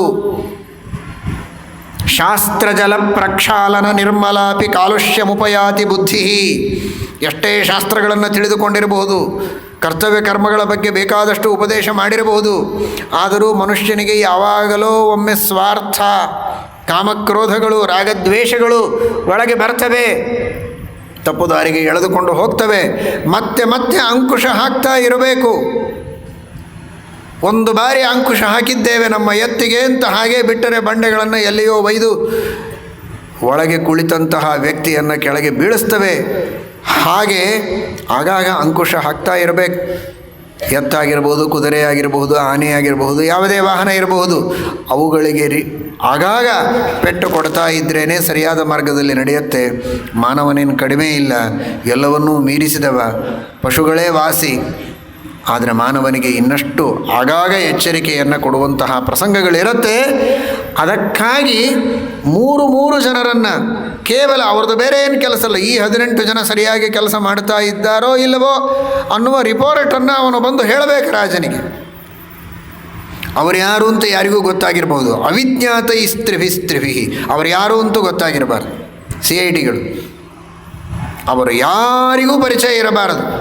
ಆ ರೀತಿಯಲ್ಲಿ ಜನರ ಮನೆಗಳಲ್ಲಿ ಹೋಗಿ ಅವರ ಮನಸ್ಸಿನಲ್ಲಿಯೂ ಏನಿದೆ ಅಂತ ಅರ್ಥ ಮಾಡಿಕೊಂಡು ರಾಜನಿಗೆ ಬಂದು ಸರಿಯಾಗಿ ವರದಿಯನ್ನು ಒಪ್ಪಿಸಬೇಕು. ಅಂತಹ ವರದಿಗಳನ್ನು ಚೆನ್ನಾಗಿ ತೆಗೆದುಕೊಂಡು ತಪ್ಪು ಮಾಡಿದಾಗ ಆ ಎಲ್ಲ ಜನರನ್ನು ತಿದ್ದಿ ರಾಜ್ಯವನ್ನು ಚೆನ್ನಾಗಿ ನಡೆಸಬೇಕು ಅಂತ. 18 ಜನ 20 ಜನ ಎಲ್ಲ ಬೇಡ. ಮನೆಯಲ್ಲಿರುವಂತಹ ಮಕ್ಕಳು ಹೇಗೆ ಇದ್ದಾರೆ ಅನ್ನುವುದರ ಬಗ್ಗೆ ಸರಿಯಾಗಿ ತಿಳಿದುಕೊಳ್ಳಬೇಕು. ಶಾಲೆಗೆ ಹೋಗ್ತಾನೆ, ಕಾಲೇಜಿಗೆ ಹೋಗ್ತಾನೆ, ಅಥವಾ ಉದ್ಯೋಗಗಳಿಗೆ ಹೋಗ್ತಾರೆ ಮಕ್ಕಳು, ಯುವಕರು, ಯುವತಿಯರು, ಬಾಲಕರೋ ಯುವಕರೋ ಯುವತಿಯರೋ ಹೋಗ್ತಾ ಇದ್ದಾರೆ, ಬರ್ತಾ ಇದ್ದಾರೆ, ಚೆನ್ನಾಗಿ ಪರೀಕ್ಷೆಯಲ್ಲಿ ಅಂಕಗಳನ್ನು ತೆಗೆದುಕೊಳ್ತಾರೆ, ಅಥವಾ ಉದ್ಯೋಗಗಳಿಗೆ ಹೋಗಿ ಬೇಕಾದಷ್ಟು ಮನೆ ತುಂಬೋ ಅಷ್ಟು, ಮನೆಯೊಳಗೆ ಸಾಲದೆ ಬ್ಯಾಂಕಿನೊಳಗೆ ಇಡೋ ಅಷ್ಟು, ಭಾರತದೊಳಗೂ ಸಾಲದೆ ಸ್ವಿಸ್ ಬ್ಯಾಂಕಿನೊಳಗೆ ಇಡೋ ಅಷ್ಟು ತರ್ತಾ ಇದ್ದಾರೆ ಎನ್ನುವ ಆ ಖುಷಿಯ ಲಹರಿಯೊಳಗೆ ತೇಲ್ತಾ ಇರಬಾರದು. ಹೇಗಿದ್ದಾನೆ ಮಗ ಅಥವಾ ಮಗಳು, ಯಾರ ಜೊತೆಗೆ ಮಾತಾಡ್ತಾ ಇದ್ದಾನೆ, ಎದಕ್ಕೋಸ್ಕರ ಮಾತನಾಡ್ತಾ ಇದ್ದಾನೆ, ನೇರವಾಗಿ ಆಫೀಸಿನಿಂದ ಮನೆಗೆ ಬರ್ತಾನೋ ಇನ್ನೆಲ್ಲಿಯೋ ಹೋಗಿ ಬರ್ತಾನೋ, ಹೋದಲ್ಲಿ ಏನು ಇನ್ನೆಲ್ಲಿಯೋ ಹೋಗಿ ಅಂದರೆ ಪುರಾಣಕ್ಕೆ ಪ್ರವಚನಕ್ಕೆ ಹೋಗಿ ಬರ್ತಾ ಇದ್ದರೆ ಬಹಳ ಸಂತೋಷ. ಅವನು ರಾತ್ರಿ 12 ಅಲ್ಲ 4 ಗಂಟೆಗೆ ಬೆಳಗ್ಗೆ ಬರಲಿ, ಪಾಠ ಪ್ರವಚನಗಳನ್ನು ಕೇಳಿ ತಪ್ಪಿಲ್ಲ, ಅದರಿಂದ ಕ್ಷೇಮವಾದೀತು. ಆದರೆ ಇನ್ಯಾವುದೋ ಸ್ಥಾನಕ್ಕೆ ಹೋಗ್ತಾ ಇದ್ದರೆ ಭಕ್ಷಣ ಅಗಮ್ಯ ಗಮನ ಅಪೇಯಪಾನಗಳನ್ನು ಮಾಡಿ ಏನು ಗೊತ್ತಿಲ್ಲದೆ ಇದ್ದವರಾಗಿ ಮನೆಗೆ ಬರ್ತಾ ಇದ್ದ ಅಂದರೆ ನಮ್ಮ ಮಗ ಬಹಳ ಒಳ್ಳೆಯವ ಅಂತ ಪ್ರೀತಿಯನ್ನು ಮಾಡುವುದಕ್ಕೆ ಹೋಗಬೇಡಿ. ಶ್ರೀರಾಮಚಂದ್ರನ ಸಂದೇಶ ಇದು. ಎಲ್ಲರೂ ಸರಿಯಾಗಿ ಅರ್ಥ ಮಾಡಿಕೊಳ್ಳಿ. ರಾಮದೇವರು ಹೇಳಿದ, ಭರತನಿಗೆ ನೀಡಿದ ಸಂದೇಶವನ್ನು ಇವತ್ತಿನ ಕಾಲದಲ್ಲಿ ಸುಮ್ಮನೆ ಏನೋ ಸಮನ್ವಯ ಮಾಡಿ ಹೇಳುವುದಕ್ಕೆ ಹೇಳ್ತಾ ಇದ್ದಾರೆ ಅಂತ ತಿಳಿಯಬೇಡಿ. ಇದು ಗಂಭೀರವಾದ ಸಮಸ್ಯೆ, ಜ್ವಲಂತವಾದ ಸಮಸ್ಯೆ. ಇವತ್ತು ನಿತ್ಯವೂ ಇಂತಹ ನೂರಾರು ಪ್ರಸಂಗಗಳನ್ನು ಕಣ್ಣಾರೆ ಕಾಣ್ತೇವೆ, ಕಿವಿಯಾರೆ ಕೇಳ್ತಾ ಇದ್ದೇವೆ, ನೀವು ಕೇಳ್ತಾ ಇದ್ದೀರಿ, ಕಾಣ್ತಾ ಇದ್ದೀರಿ. ನಾನಾ ರೀತಿಯ ಭಕ್ಷಣಗಳನ್ನು ಮಾಡುವಂತಹ ಅನೇಕ ಯುವಕ ಯುವತಿಯರು ಇವತ್ತಿದ್ದಾರೆ. ಉತ್ತಮವಾದ ಕುಲದಲ್ಲಿ ಸಂಪ್ರದಾಯದಲ್ಲಿ ಹುಟ್ಟಿ ಬಂದು ಇಂತಹ ಕಾರ್ಯವನ್ನು ಮಾಡ್ತಾ ಇದ್ದಾರೆ. ಅಪೇಯ ಪಾನ ಮಾಡುವವರಿದ್ದಾರೆ, ಅಗಮ್ಯ ಗಮನ ಮಾಡುವವರಿದ್ದಾರೆ. ಸಾಂಪ್ರದಾಯಿಕವಾಗಿ ಕುಲ ಸಂಪ್ರದಾಯ ಧರ್ಮದ ಚೌಕಟ್ಟನ್ನು ಮೀರಿ ಮನಸ್ಸಿಗೆ ಬಂದಂತೆ ವಿವಾಹವನ್ನು ಮಾಡಿಕೊಂಡು ಧರ್ಮದ ಉಲ್ಲಂಘನೆಯನ್ನು ಮಾಡುವವರಿದ್ದಾರೆ. ಇಂತಹ ಪ್ರಸಂಗ ಯುವಕ ಯುವತಿಯರಿಗೆ ಬರುವುದಕ್ಕೆ ಕಲಿಯುಗ ಕಾರಣ, ಇವತ್ತಿನ ವಾತಾವರಣ, ಸುತ್ತಲಿನ ಜನ, ಅದೆಲ್ಲ ಕಾರಣಗಳು ಹಾಗಿರಲಿ. ಯುಗವನ್ನು ಬದಲಾಯಿಸುವಂತಹ ಯುಗ ಪರಿವರ್ತಕರು, ಯುಗ ಪುರುಷರು ನಾವ್ಯಾರಲ್ಲ. ಆದರೆ ತಂದೆ ತಾಯಿಗಳ ಪಾತ್ರವೂ ಅದರಲ್ಲಿದೆ. ತಂದೆ ತಾಯಿಗಳ ಔದಾಸೀನ್ಯ ಬಹಳ ದೊಡ್ಡ ಪಾತ್ರವನ್ನು ಇಲ್ಲಿ ವಹಿಸ್ತಾ ಇದೆ. ಪ್ರೋತ್ಸಾಹನೆ ಅಂತೂ ಬಹಳ ದೊಡ್ಡ ದುರಂತ, ಬಹಳ ಜನರಲ್ಲಿ ಅದಿಲ್ಲ ಅಂತ ಭಾವಿಸ್ತೇನೆ. ಪ್ರೋತ್ಸಾಹನೆ ಕೊಡದಿದ್ದರೂ ಉದಾಸೀನರಾಗಿದ್ದದ್ದು ಮಾತ್ರ ಬಹಳಷ್ಟಿದೆ. ಹೋಗಲಿ ಬಿಡು, ಓದ್ತಾರಲ್ಲ ಸಾಕು, ಏನಾದರೂ ಮಾಡಲಿ, ಎಲ್ಲಿಯಾದರೂ ಮಾಡಲಿ. ಅವನು 100ಕ್ಕೆ 100 ಅಂಕಗಳನ್ನು ತೆಗೆದುಕೊಳ್ತಾನೆ ಅಂದರೆ ಸಾಕು, ಇನ್ನುಳಿದದ್ದು ಏನಾದರೂ ಮಾಡಲಿ, ಬಾರಾಕ್ ಹೊನಿ ಮಾಫ್, ಏನು ತಪ್ಪು ಮಾಡಿದರೂ ಅಡ್ಡಿ ಇಲ್ಲ. ಈ ಔದಾಸೀನ್ಯ ಬೇಡ. ಸ್ವತಃ ನೀವು ಗಮನಿಸಿ, ಯಾವ ಕಂಪನಿಯಲ್ಲಿ ಕೆಲಸ ಮಾಡ್ತಾನೆ, ಯಾವ ಆಫೀಸಲ್ಲಿ ಕೆಲಸ ಮಾಡ್ತಾನೆ, ಯಾವ ಶಾಲೆಯಲ್ಲಿ ಕಾಲೇಜಿನಲ್ಲಿ ಓದ್ತಾ ಇದ್ದಾನೆ, ಅಲ್ಲಿರುವಂತಹ ಅನೇಕ ಜನ ಸಜ್ಜನರಿಗೆ ಹೇಳಿಡಿ, ಕಣ್ಣಿಡುವುದಕ್ಕೆ ಹೇಳಿ, ಹೇಗೆ ಮಾಡ್ತಾನೆ, ಅವನ ವರ್ತನೆ ಹೇಗಿದೆ, ಚಾರಿತ್ರ್ಯವಂತನಾಗಿದ್ದಾನೋ ಇಲ್ಲವೋ, ಅಧ್ಯಯನವನ್ನು ಸರಿಯಾಗಿ ಮಾಡ್ತಾನೋ ಇಲ್ಲವೋ, ಧರ್ಮದ ಚೌಕಟ್ಟಿನಲ್ಲಿದ್ದಾನೋ ಇಲ್ಲವೋ ಅನ್ನೋದನ್ನು ಗಮನಿಸಿ, ಬರೇ ಗಮನಿಸಿ ಇನ್ಫಾರ್ಮೇಷನ್ ಇಟ್ಟುಕೊಳ್ಬೇಡಿ. ತಪ್ಪಿದರೆ ತಿದ್ದಿ, ಬುದ್ಧಿವಾದವನ್ನು ಹೇಳಿ, ವಿದ್ವಾಂಸರಿಂದ ಬುದ್ಧಿವಾದವನ್ನು ಹೇಳಿಸಿ, ಯತಿಗಳಿಂದ ಹೇಳಿಸಿ. ಎಲ್ಲದಕ್ಕೂ ಮೇಲಾಗಿ ಬುದ್ಧಿವಾದವನ್ನು ಹೇಳುವಂತಹ, ಬುದ್ಧಿಯನ್ನೇ ಪ್ರಚೋದನೆ ಮಾಡುವ ಭಗವಂತನಲ್ಲಿ ಪ್ರಾರ್ಥನೆಯನ್ನು ಮಾಡಿ, ಅವನಿಗಾಗಿ ಗಾಯತ್ರಿಯ ಜಪವನ್ನು ಮಾಡಿ, ಅವನ ಬುದ್ಧಿ ಸನ್ಮಾರ್ಗದಲ್ಲಿ ಬರುವಂಥ ದೇವರು ಪ್ರೇರಣೆ ಮಾಡಲಿ ಅಂತ ವಾಯುದೇವರಿಗೆ ಪ್ರಾರ್ಥನೆಯನ್ನು ಮಾಡಿಕೊಳ್ಳಿ. ಸುಂದರಕಾಂಡ ರಾಮಾಯಣವನ್ನು ಪಾರಾಯಣ ಮಾಡಿ, ವಾಯುಸ್ತುತಿಯನ್ನು ಹೇಳಿ, ಗುರುಸ್ತೋತ್ರವನ್ನು ಹೇಳಿ, ಗುರುಗಳಿಗೆ ಪ್ರಾರ್ಥನೆ ಮಾಡಿಕೊಳ್ಳಿ. ಹರಿವಾಯು ಗುರುಗಳಿಗೆ ಪ್ರಾರ್ಥನೆಯನ್ನು ಮಾಡಿ ಅವನಿಗೆ ಸದ್ಬುದ್ಧಿ ಬರುವಂತೆ ಆಧ್ಯಾತ್ಮಿಕ ಪ್ರಯತ್ನವೂ ಇರಲಿ. ಲೌಕಿಕವಾಗಿ ನಿಮ್ಮ ಬುದ್ಧಿಶಕ್ತಿ ಇದ್ದಷ್ಟು ಬುದ್ಧಿವಾದವನ್ನು ಹೇಳಿ, ಇನ್ನೊಬ್ಬರಿಂದಲೂ ಹೇಳಿಸಿ. ಸಸಿ ಇರುವಾಗಲೇ ಅದನ್ನು ಸರಿ ಮಾಡಬಹುದು. ಹೆಮ್ಮರವಾಗಿ ಆ ಅಧರ್ಮ, ಅನ್ಯಾಯ, ದುಷ್ಟ ಪ್ರವೃತ್ತಿ ಬೆಳೆದು ನಿಂತಾಗ ಸರಿ ಮಾಡುವುದಕ್ಕಾಗುವುದಿಲ್ಲ. ಇವತ್ತು ನಮ್ಮ ಧರ್ಮವನ್ನೇ ಬಿಟ್ಟು ಬೇರೆ ಧರ್ಮವನ್ನು ಅನುಸರಣೆ ಮಾಡುವಂತಹ ಪ್ರಸಂಗ ಇದೆ. ಕಾಮಕ್ಕೆ ಬಲಿಯಾಗಿ ಧರ್ಮಾಂತರ, ಮತಾಂತರ ಆಗ್ತಾ ಇದೆ. ಇಂತಹ ಮತಾಂತರ, ಧರ್ಮಾಂತರಗಳಿಗೆ ಮೂಲ ಕ್ಷುದ್ರವಾದ ಕಾಮ, ತಾತ್ಕಾಲಿಕವಾದ ಕಾಮ, ಚರ್ಮದ ಮೇಲಿನ ಪ್ರೀತಿ, ಗುಣಗಳ ಮೇಲಿನ ಪ್ರೀತಿಯಲ್ಲ. ಯಾವ ಧರ್ಮ ಅನಾದಿ ಕಾಲದ ಧರ್ಮ, ಸನಾತನ ಧರ್ಮ, ಕೋಟಿ ಕೋಟಿ ಅಲ್ಲ, ಅನಂತ ಸಜ್ಜನರು, ಋಷಿಗಳು, ಮುನಿಗಳು, ಜ್ಞಾನಿಗಳು, ಮಹಾನುಭಾವರು, ಸಾಧಕರು, ಸಂತರು, ಹರಿದಾಸರು ಎಲ್ಲರೂ ಅನುಷ್ಠಾನ ಮಾಡಿದ್ದು, ಅದರ ಸಿದ್ಧಿಯನ್ನು ಪಡೆದದ್ದು. ಅಂತಹ ಧರ್ಮವನ್ನು ಕಾಸಿನ ಕಿಮ್ಮತ್ತು ಇಲ್ಲದೇ ಇದ್ದಂತೆ ತಾತ್ಕಾಲಿಕವಾದ ಚರ್ಮದ ಪ್ರೀತಿಯಿಂದ ಕಡೆಗಣಿಸಿ ಕಾಲ್ಕಸ ಮಾಡಿ ಹೋಗುವಂತಹ ಮೂಢಾತ್ಮರಿದ್ದಾರೆ. ಅಂತಹ ಪ್ರಸಂಗವನ್ನು ಯುವಕ ಯುವತಿಯರಿಗೆ ತರುವುದಕ್ಕೆ ಕಾರಣ ಒಂದು ಔದಾಸೀನ್ಯ. ಯಾವ ಪಾಲಕರು ಉದಾಸೀನರಾಗಬೇಡಿ.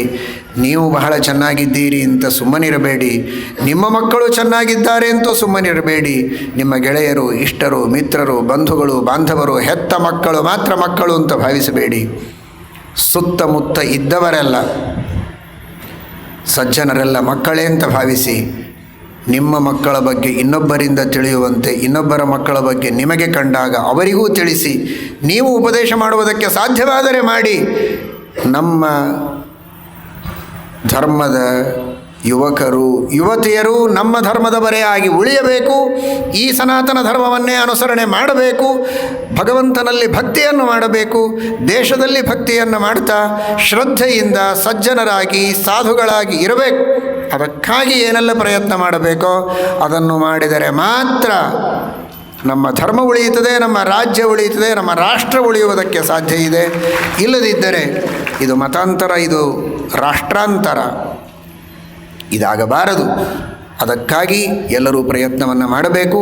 ಕೇವಲ ನಮ್ಮ ಧರ್ಮದವರು ಅಂತನ್ನುವ ಸೋಗಿನೊಳಗೆ ಇನ್ನುಳಿದ ದುರ್ಗುಣಗಳನ್ನೆಲ್ಲ ಮೈಯಲ್ಲಿ ತುಂಬಿಸಿಕೊಂಡು ಪ್ರಯೋಜನ ಇಲ್ಲ. ಗುಣವಂತರಾಗುವಂತೆ ಎಲ್ಲರೂ ಪ್ರಯತ್ನ ಮಾಡಬೇಕು ಅಂತ ಶ್ರೀರಾಮಚಂದ್ರ ಬಹಳ ಸ್ಪಷ್ಟವಾಗಿ ಆದೇಶವನ್ನು ಮಾಡ್ತಾ ಇದ್ದಾನೆ.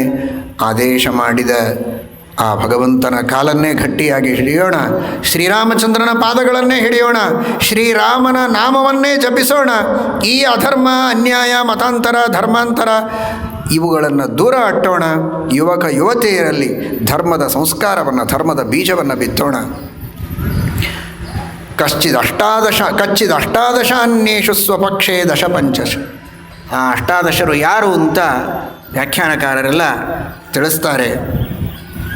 ಮಂತ್ರಿ, ಪುರೋಹಿತ, ಯುವರಾಜ, ಸೇನಾಪತಿ, ದೌವಾರಿಕ, ಅಂತಃಪುರವನ್ನು ನೋಡಿಕೊಳ್ಳುವವ, ಬಂಧನವನ್ನು, ಕಾರಾಗಾರವನ್ನು ನೋಡಿಕೊಳ್ಳುವವ, ಧನಾಧ್ಯಕ್ಷ, ಇನ್ನೊಬ್ಬರಿಗೆ ರಾಜನ ಸಂದೇಶವನ್ನು ಮುಟ್ಟಿಸುವವ,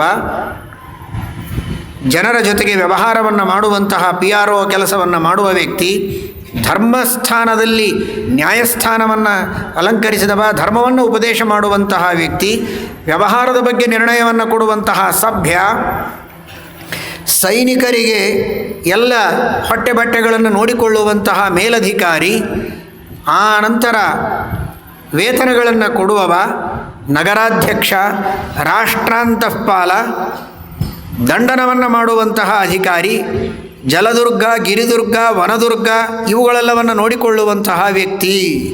ಹೀಗೆ 18 ಜನ. ಈ 18 ಜನ ಅವರವರ ಕೆಲಸವನ್ನು ಚೆನ್ನಾಗಿ ಮಾಡ್ತಾರೋ ಇಲ್ಲೋ ಅಂತ ನೋಡುವುದಕ್ಕೆ ಇನ್ನು 3 ಜನರನ್ನು ಅಲ್ಲಲ್ಲಲ್ಲಿ ನೀವು ಇಟ್ಟು ವ್ಯವಸ್ಥೆಯನ್ನು ಮಾಡಬೇಕು ಅಂತ ತಿಳಿಸಿಕೊಟ್ಟಿದ್ದಾನೆ. ಈ ರೀತಿ ಶ್ರೀರಾಮಚಂದ್ರ ರಾಜ್ಯದ ವ್ಯವಸ್ಥೆ ಇರಬೇಕು ಅಂತ ಉಪದೇಶ ಮಾಡ್ತಾ ಇದ್ದಾನೆ. ಇನ್ನೊಂದು ಮಾತನ್ನು ತಿಳಿಸ್ತಾನೆ. ಕಚ್ಚಿನ್ನ ಲೋಕಾಯತಿಕಾನ್ ಬ್ರಾಹ್ಮಣಾಂಸ್ತಾತ ಸೇವಸೆ ಅನರ್ಥ ಕುಶಲಾಹ್ಯೇತೆ ಬಾಲಾಃ ಪಂಡಿತಮಾನಿನ. ಎಂತಹ ಮಾತು! ರಾಜ್ಯ ಹೇಗಿರಬೇಕು ಅಂತ ಶ್ರೀರಾಮಚಂದ್ರ ಹೇಳ್ತಾನೆ. ನಾಸ್ತಿಕರಿಗೆ ಸರ್ವಥಾ ರಾಜ್ಯದಲ್ಲಿ ಅವಕಾಶ ಕೊಡಬೇಡ, ಪ್ರೋತ್ಸಾಹನೆ ಕೊಡಬೇಡ. ಕಚ್ಚಿನ್ನ ಲೋಕಾಯತಿಕಾನ್, ಅವನು ಬೇಕಾದಂತಹ ಶ್ರೇಷ್ಠನಾದ ಸದ್ಬ್ರಾಹ್ಮಣನಾಗಿರಬಹುದು, ಸಾಧು ಅಂತ ಅನಿಸಿರಬಹುದು, ಆದರೆ ಅವನಿಂದ ಆಗುವಂತಹ ಬಹಳ ದೊಡ್ಡ ಅನರ್ಥ ದೇಶಕ್ಕೆ ಇದೆ. ಅವನು ನಾಸ್ತಿಕ. ಧರ್ಮದಲ್ಲಿ ಅವನಿಗೆ ಶ್ರದ್ಧೆ ಇಲ್ಲ, ದೇವರಲ್ಲಿ ಶ್ರದ್ಧೆ ಇಲ್ಲ ಅಂದರೆ, ತನಗೆ ಶ್ರದ್ಧೆ ಇಲ್ಲ ಅಂದರೆ ಇನ್ನೊಬ್ಬರಿಗಿರೋ ಶ್ರದ್ಧೆಯನ್ನು ಅವನು ಹಾಳು ಮಾಡ್ತಾನೆ. ತನ್ನಂತೆ 4 ಜನರಿಗೂ ಆ ನಾಸ್ತಿಕ್ಯದ ಪ್ರಚೋದನೆಯನ್ನು ಮಾಡ್ತಾನೆ. ಇವತ್ತೇನಾದರೂ ಸುಮ್ಮನೆ ಒಬ್ಬರಿಗೆ ಒಬ್ಬರು ಅಪಕಾರ ಮಾಡೋದಿಲ್ಲ, ಉಪಕಾರವನ್ನು ಮಾಡ್ತಾರೆ, ಕೊನೆ ಪಕ್ಷ ಸುಮ್ಮನಾದರೂ ಇರ್ತಾರೆ. ಅಪಕಾರವನ್ನು ಮಾಡೋದಿಲ್ಲ ಅಂದರೆ ಅದು ಆ ಧರ್ಮದ ಛಾಯೆ ಎಲ್ಲರ ಮೇಲಿದೆ, ಆ ಧರ್ಮ ರಕ್ತದಲ್ಲಿ ಹರಿದಿದೆ ಅನ್ನೋದಕ್ಕಾಗಿ. ಆಸ್ತಿಕ ದರ್ಶನಾನಾಂ ಅನುನ್ಮೂಲಿತತ್ವ ತತ್ವನಿರ್ಣಯ ಟೀಕೆಯಲ್ಲಿ ಟೀಕಾಕೃತ್ಪಾದರು ಹೇಳುತ್ತಾರೆ. ಯಾಕಪ್ಪ ಸುಮ್ಮನೆ ಇನ್ನೊಬ್ಬರಿಗೆ ಹೊಡಿಬೇಕು, ಸುಮ್ಮನೆ ಹೊಡೆಯೋದು ಬೇಡ ಅಂತ, ಪಾಪ ಬರುತ್ತೆ ಅಂತ ಭಯ ಇದೆ. ಪುರುಷರಿಗೋ ಸ್ತ್ರೀಯರಿಗೋ ಕೆಟ್ಟು ಮಾತನಾಡಿದರೆ, ಹೊಡೆದರೆ, ಸುಳ್ಳು ಹೇಳಿದರೆ, ಕಳ್ಳತನ ಮಾಡಿದರೆ, ಮೋಸ ಮಾಡಿದರೆ, ಲಂಚ ತೆಗೆದುಕೊಂಡ್ರೆ, ವಂಚನೆ ಮಾಡಿದರೆ ಪಾಪ ಬರುತ್ತೆ ಎನ್ನುವ ಭಯ ಇದೆ, ದೇವರು ಶಿಕ್ಷೆ ಕೊಡ್ತಾನೆ ಎನ್ನುವ ಭಯ ಇದೆ ಅನ್ನೋದಕ್ಕಾಗಿ ಅನ್ಯಾಯ ತಕ್ಕ ಮಟ್ಟಿಗಾದರೂ ಕಡಿಮೆ ಇದೆ ಇಂತಹ ಕಲಿಯುಗದಲ್ಲಿ. ಇಲ್ಲದಿದ್ದರೆ ಇಷ್ಟು ಜನ ಸಜ್ಜನರು, ಇಷ್ಟೇ ಜನ ಅಲ್ಲ, ಕೋಟಿ ಕೋಟಿ ಜನ ಸಜ್ಜನರಿದ್ದಾರೆ ಜಗತ್ತಿನೊಳಗೆ. ಯಾಕೆ ಅಂದರೆ ಆ ಧರ್ಮ ಅಂತ ಒಂದಿದೆ, ಆ ಶ್ರದ್ಧೆಯ ಮೇಲಿದ್ದಾರೆ, ದೇವರಿದ್ದಾನೆ ಎನ್ನುವ ಶ್ರದ್ಧೆಯಲ್ಲಿ, ಆ ಶ್ರದ್ಧೆಯ ಛತ್ರ ಛಾಯೆಯಲ್ಲಿ ಇವತ್ತು ಕೋಟಿ ಕೋಟಿ ಜನರು ಆಶ್ರಯವನ್ನು ಪಡೆದು ಆನಂದವಾಗಿದ್ದಾರೆ. ನಾನಾ ತರಹದ ಭೋಗಗಳ ಆಸಕ್ತಿ, ಕಾಮಕ್ರೋಧಗಳ ಭಾರೀ ಆರ್ಭಟ ಇದ್ದರೂ ಕೂಡ ಆ ಶ್ರದ್ಧೆ ಎಂಬ ಒಂದು ಗೋವರ್ಧನದ ಛತ್ರ ಛಾಯೆಯಲ್ಲಿ ಅದೆಷ್ಟೇ ಕಾಮಕ್ರೋಧಗಳ ಆಪತ್ತುಗಳಿದ್ದರೂ ಅಂತಹ ಅತಿವೃಷ್ಟಿಯಿಂದ ಯಾವುದೇ ಭಯವಿಲ್ಲದಂತೆ ಇವತ್ತು ಸುಖವಾಗಿ ನಾವಿದ್ದೇವೆ ಅಂದರೆ ಆ ಧರ್ಮದ ಮೇಲಿನ, ದೇವರ ಮೇಲಿನ ಶ್ರದ್ಧೆಯಿಂದ. ಅದಕ್ಕೆ ವಿರುದ್ಧವಾಗಿ ಯಾರಾದರೂ ಮಾತನಾಡ್ತಾ ಇದ್ದರೆ ರಾಜ್ಯದಲ್ಲಿ ಅವರಿಗೆ ಇರೋದಕ್ಕೆ ಅವಕಾಶ ಕೊಡಬೇಡ, ಅವರನ್ನು ಗಡೀಪಾರು ಮಾಡು. ಕಚ್ಚಿನ್ನ ಲೋಕಾಯತಿಕಾನ್ ಬ್ರಾಹ್ಮಣಾಂಸ್ತಾತ ಸೇವಸೆ ಅನರ್ಥ ಕುಶಲಾಹ್ಯತೆ. ಜಗತ್ತಿನಲ್ಲಿ ಎಷ್ಟು ಸಾಧ್ಯವೋ ಅಷ್ಟು ಅನರ್ಥ, ದುಃಖ, ಕ್ಷೋಭ ಆಗುವಂತೆ ಮಾಡುವುದೇ ಅವರ ಕರ್ತವ್ಯ. ಅಂಥವರಿಗೆ ಎಂದಿಗೂ ರಾಜ್ಯದಲ್ಲಿ ಅವಕಾಶವನ್ನು ಕೊಡಬೇಡ ಎಂಬುದಾಗಿ ತಿಳಿಸ್ತಾರೆ. ಧರ್ಮಶಾಸ್ತ್ರೇಷು ಮುಖ್ಯೇಷು ವಿದ್ಯಮಾನೇಷು ದುರ್ಬುಧಾಃ ಬುದ್ಧಿಮಾನ್ವೀಕ್ಷಿಕೀಂ ಪ್ರಾಪ್ಯ ನಿರರ್ಥಂ ಪ್ರವದಂತಿದೆ. ಕೇವಲ ಯುಕ್ತಿವಾದವನ್ನು ಹಾಕಿ ಧರ್ಮಶಾಸ್ತ್ರಗಳನ್ನು, ತತ್ವಶಾಸ್ತ್ರಗಳನ್ನು ಅಲ್ಲಗಳೆದು ಧರ್ಮ ಮಾರ್ಗದಲ್ಲಿರುವವರಿಗೆ ದುರ್ಬುದ್ಧಿಯನ್ನು ಪ್ರಚೋದನೆ ಮಾಡ್ತಾರೆ. ಅಂತಹ ಯುಕ್ತಿವಾದವನ್ನು ಮಾತ್ರ ಮಾಡುವ, ಶಾಸ್ತ್ರಕ್ಕೆ ಅನುಗುಣವಾಗಿ ಯುಕ್ತಿವಾದವನ್ನು ಮಾಡುವವರಿಗೆ ಅವಶ್ಯವಾಗಿ ಸ್ವಾಗತ ಇದೆ. ಆದರೆ ಶಾಸ್ತ್ರ ವಿರೋಧಿಯಾಗಿ ಕೇವಲ ಉತ್ಪ್ರೇಕ್ಷೆಯಿಂದ ಮಾತನಾಡುವಂತಹ ದುರ್ಬುದ್ಧಿಯಿಂದ ದುಷ್ಟವಾದ ಪ್ರಚೋದನೆಯನ್ನು ಸಜ್ಜನರ ಮನಸ್ಸಿನಲ್ಲಿ ಮಾಡಿ ಅವರ ಮನಸ್ಸನ್ನು ಹಾಳು ಮಾಡುವಂತಹ ಜನರಿಗೆ ರಾಜ್ಯದಲ್ಲಿ ಅವಕಾಶ ಬೇಡ. ಎಲ್ಲರಿಗೂ ಮುಕ್ತ ಅವಕಾಶವನ್ನು ಕೊಡಬೇಕು. ಯಾರ ಮನಸ್ಸಿಗೂ ನೋವು ಮಾಡಬಾರದು. ಮಾತಿಗೆ ಸ್ವಾತಂತ್ರ್ಯ ಇರಬೇಕು, ವಾಕ್ ಸ್ವಾತಂತ್ರ್ಯ. ಯಾರೇನಾದರೂ ಮಾತನಾಡಲಿ, ಇದೆಲ್ಲ ಸರಿಯಾದದ್ದಲ್ಲ. ಬೇಕಾದಷ್ಟು ಜ್ಞಾನಿಗಳಿದ್ದಾರೆ, ದೊಡ್ಡ ಪರಂಪರೆ ಇದೆ, ಯಾವುದು ತತ್ವ ಯಾವುದು ಶಾಸ್ತ್ರ ಅಂತ ನಿರ್ಣಯ ಮಾಡಿದ್ದಿದೆ. ಅಂತಹ ತತ್ವಕ್ಕೆ, ಶಾಸ್ತ್ರಗಳಿಗೆ, ಸಜ್ಜನರಿಗೆ ವಿರೋಧಿಯಾದ ಮಾತುಗಳು, ಚಟುವಟಿಕೆಗಳು ಬಂದಾಗ ಕಡಿವಾಣ ಹಾಕಲೇಬೇಕು. ಎಲ್ಲರಿಗೂ ಸ್ವಾಗತ. ಯಾವ ಚೇತನರ ಮನಸ್ಸಿಗೂ ನೋವು ಮಾಡಬಾರದು ಅನ್ನುವಷ್ಟು ಉದಾರ ಹೃದಯದ ತಾವು ಯಾಕೆ ಈ ಕೊರೋನಾ ವೈರಸ್ಸಿಗೆ ಸ್ವಾಗತ ಹೇಳಿಲ್ಲ? ಯಾಕೆ ಅದನ್ನು ತಡೆಗಟ್ಟುವ ಪ್ರಯತ್ನ? ಅವು ವೈರಸ್ಸು ಚೇತನ ಅಲ್ವಾ? ಅದು ಒಂದು ಜೀವ ಅಲ್ವಾ? ಈ ಒಂದು ಜೀವವನ್ನು ಬದುಕಿಸುವುದಕ್ಕೆ ಇನ್ನೊಂದು ಜೀವದ ಕೊಲೆ ಯಾಕೆ? ಅವುಗಳನ್ನು ಸ್ವಾಗತಿಸಿ. ಯಾವುದೇ ತರಹದ ರೋಗಾಣುಗಳು ಬಂದರೂ ಕೂಡ ಅವುಗಳ ಪ್ರತಿರೋಧ ಮಾಡುವುದು ಬೇಡ, ಕೊಲೆ ಮಾಡುವುದು ಬೇಡ. ಎಲ್ಲದಕ್ಕೂ ಸ್ವಾತಂತ್ರ್ಯ ಇರಲಿ. ಯಾಕೆ ತಡೆ? ಯಾಕೆ ಪ್ರತಿರೋಧ? ಇನ್ನೊಬ್ಬರಿಗೆ ಪೀಡೆಯನ್ನು ಕೊಡದ ಸಹಸ್ರ ಸಂಖ್ಯೆಯ ಲಕ್ಷ ಸಂಖ್ಯೆಯ ಸಜ್ಜನರಿಗೆ ಅದರಿಂದ ಪೀಡೆಯಾಗತ್ತೆ ಎನ್ನುವುದಕ್ಕೆ ಅವುಗಳೂ ಚೇತನ ಆಗಿದ್ದರೂ ಅವುಗಳನ್ನು ತಡೆಗಟ್ಟುವ, ಪ್ರತಿರೋಧ ಮಾಡುವ ಪ್ರಯತ್ನ ಉಂಟೋ ಇಲ್ಲವೋ? ಅದೇ ರೀತಿ ಮಾನವರಾಗಿದ್ದರೂ ಕೂಡ ಸಹಸ್ರಾರು ಲಕ್ಷ ಕೋಟಿ ಜನರ ಬುದ್ಧಿಯನ್ನು ಹಾಳು ಮಾಡುವ, ವಿವೇಕವನ್ನು ಕೆಡಿಸುವ, ಆರೋಗ್ಯವನ್ನು ಕೆಡಿಸುವ, ಚಾರಿತ್ರ್ಯವನ್ನು ಹಾಳು ಮಾಡುವ, ಧರ್ಮದ ಮೇಲೆ ಶ್ರದ್ಧೆಯನ್ನು ದೂರ ಮಾಡುವಂತಹ ದುಷ್ಟ ಪ್ರವೃತ್ತಿ ಇದ್ದ ಜನರಾಗಿದ್ದರೆ ಅವರನ್ನು ಸರಿಯಾದ ಸ್ಥಾನದಲ್ಲಿ ಕೂಡಿಸಿ ದೂರ ಇಟ್ಟು ಅವರು ಮಾಡುವಂತಹ ದುಷ್ಟ ಚಟುವಟಿಕೆಗಳಿಗೆ, ದುಷ್ಟವಾದ ಪ್ರಚಾರಕ್ಕೆ ಕಡಿವಾಣ ಹಾಕುವುದರಲ್ಲಿ ತಪ್ಪೇನಿದೆ? ರಾಜರು ಇದರ ಬಗ್ಗೆ ಗಮನಿಸಬೇಕು, ಪ್ರಜೆಗಳು ಗಮನಿಸಬೇಕು. ಪ್ರಜಾಸ್ವಾತಂತ್ರ್ಯ ಇದೆ ಅಲ್ವಾ ಇವತ್ತು? ಎಲ್ಲ ಪ್ರಜೆಗಳು ಇದಕ್ಕೆ ಗಮನಿಸಬೇಕು. ಯಾರೇನು ಮಾತನಾಡಿದರೂ ಆಡಲಿ ಬಿಡಿ ಅಂತ ಬಿಡಬಾರದು. ಆ ಮನಸ್ಸಿಗೆ ಬಂದಂತೆ ಆಡುವುದೇ ನಾಳೆ ಕಾಡತ್ತೆ, ಅದೇ ಎಲ್ಲರಿಗೆ ಕೇಡಾಗತ್ತೆ, ಅದೇ ಮನುಷ್ಯನನ್ನು ಮೃತ್ಯುವಿಗೆ ಈಡು ಮಾಡುತ್ತೆ. ಅದಕ್ಕಾಗಿ ಕಡಿವಾಣ ಹಾಕಲೇಬೇಕು. ಶ್ರೀರಾಮಚಂದ್ರ ಹೇಳ್ತಾನೆ, ಬುದ್ಧಿ ಮಾನ್ವೀಕ್ಷಿಕೀಂ ಪ್ರಾಪ್ಯ ನಿರರ್ಥಂ ಪ್ರವದಂತಿತೆ. ತಲೆಗೆ ಬಂದಂಥ ಏನೋ ತೋರಿತು ಅಂತ ಮಾತನಾಡುವಂತಹ ಮಾತುಗಾರರಿಗೆಲ್ಲ ಮಾತಿಗೆ ಅವಕಾಶ ಬೇಡ. ಅದಕ್ಕೆ ರಾಜ ಕಡಿವಾಣ ಹಾಕಬೇಕು. ಎಂತಹ ರಾಜ್ಯದ ವ್ಯವಸ್ಥೆ! ಹೀಗಿದ್ದರೆ ಹೇಗಿರ್ತಿತ್ತು ನೋಡಿ. ಇದೇ ರಾಮರಾಜ್ಯ ಅಂದರೆ ಇದು.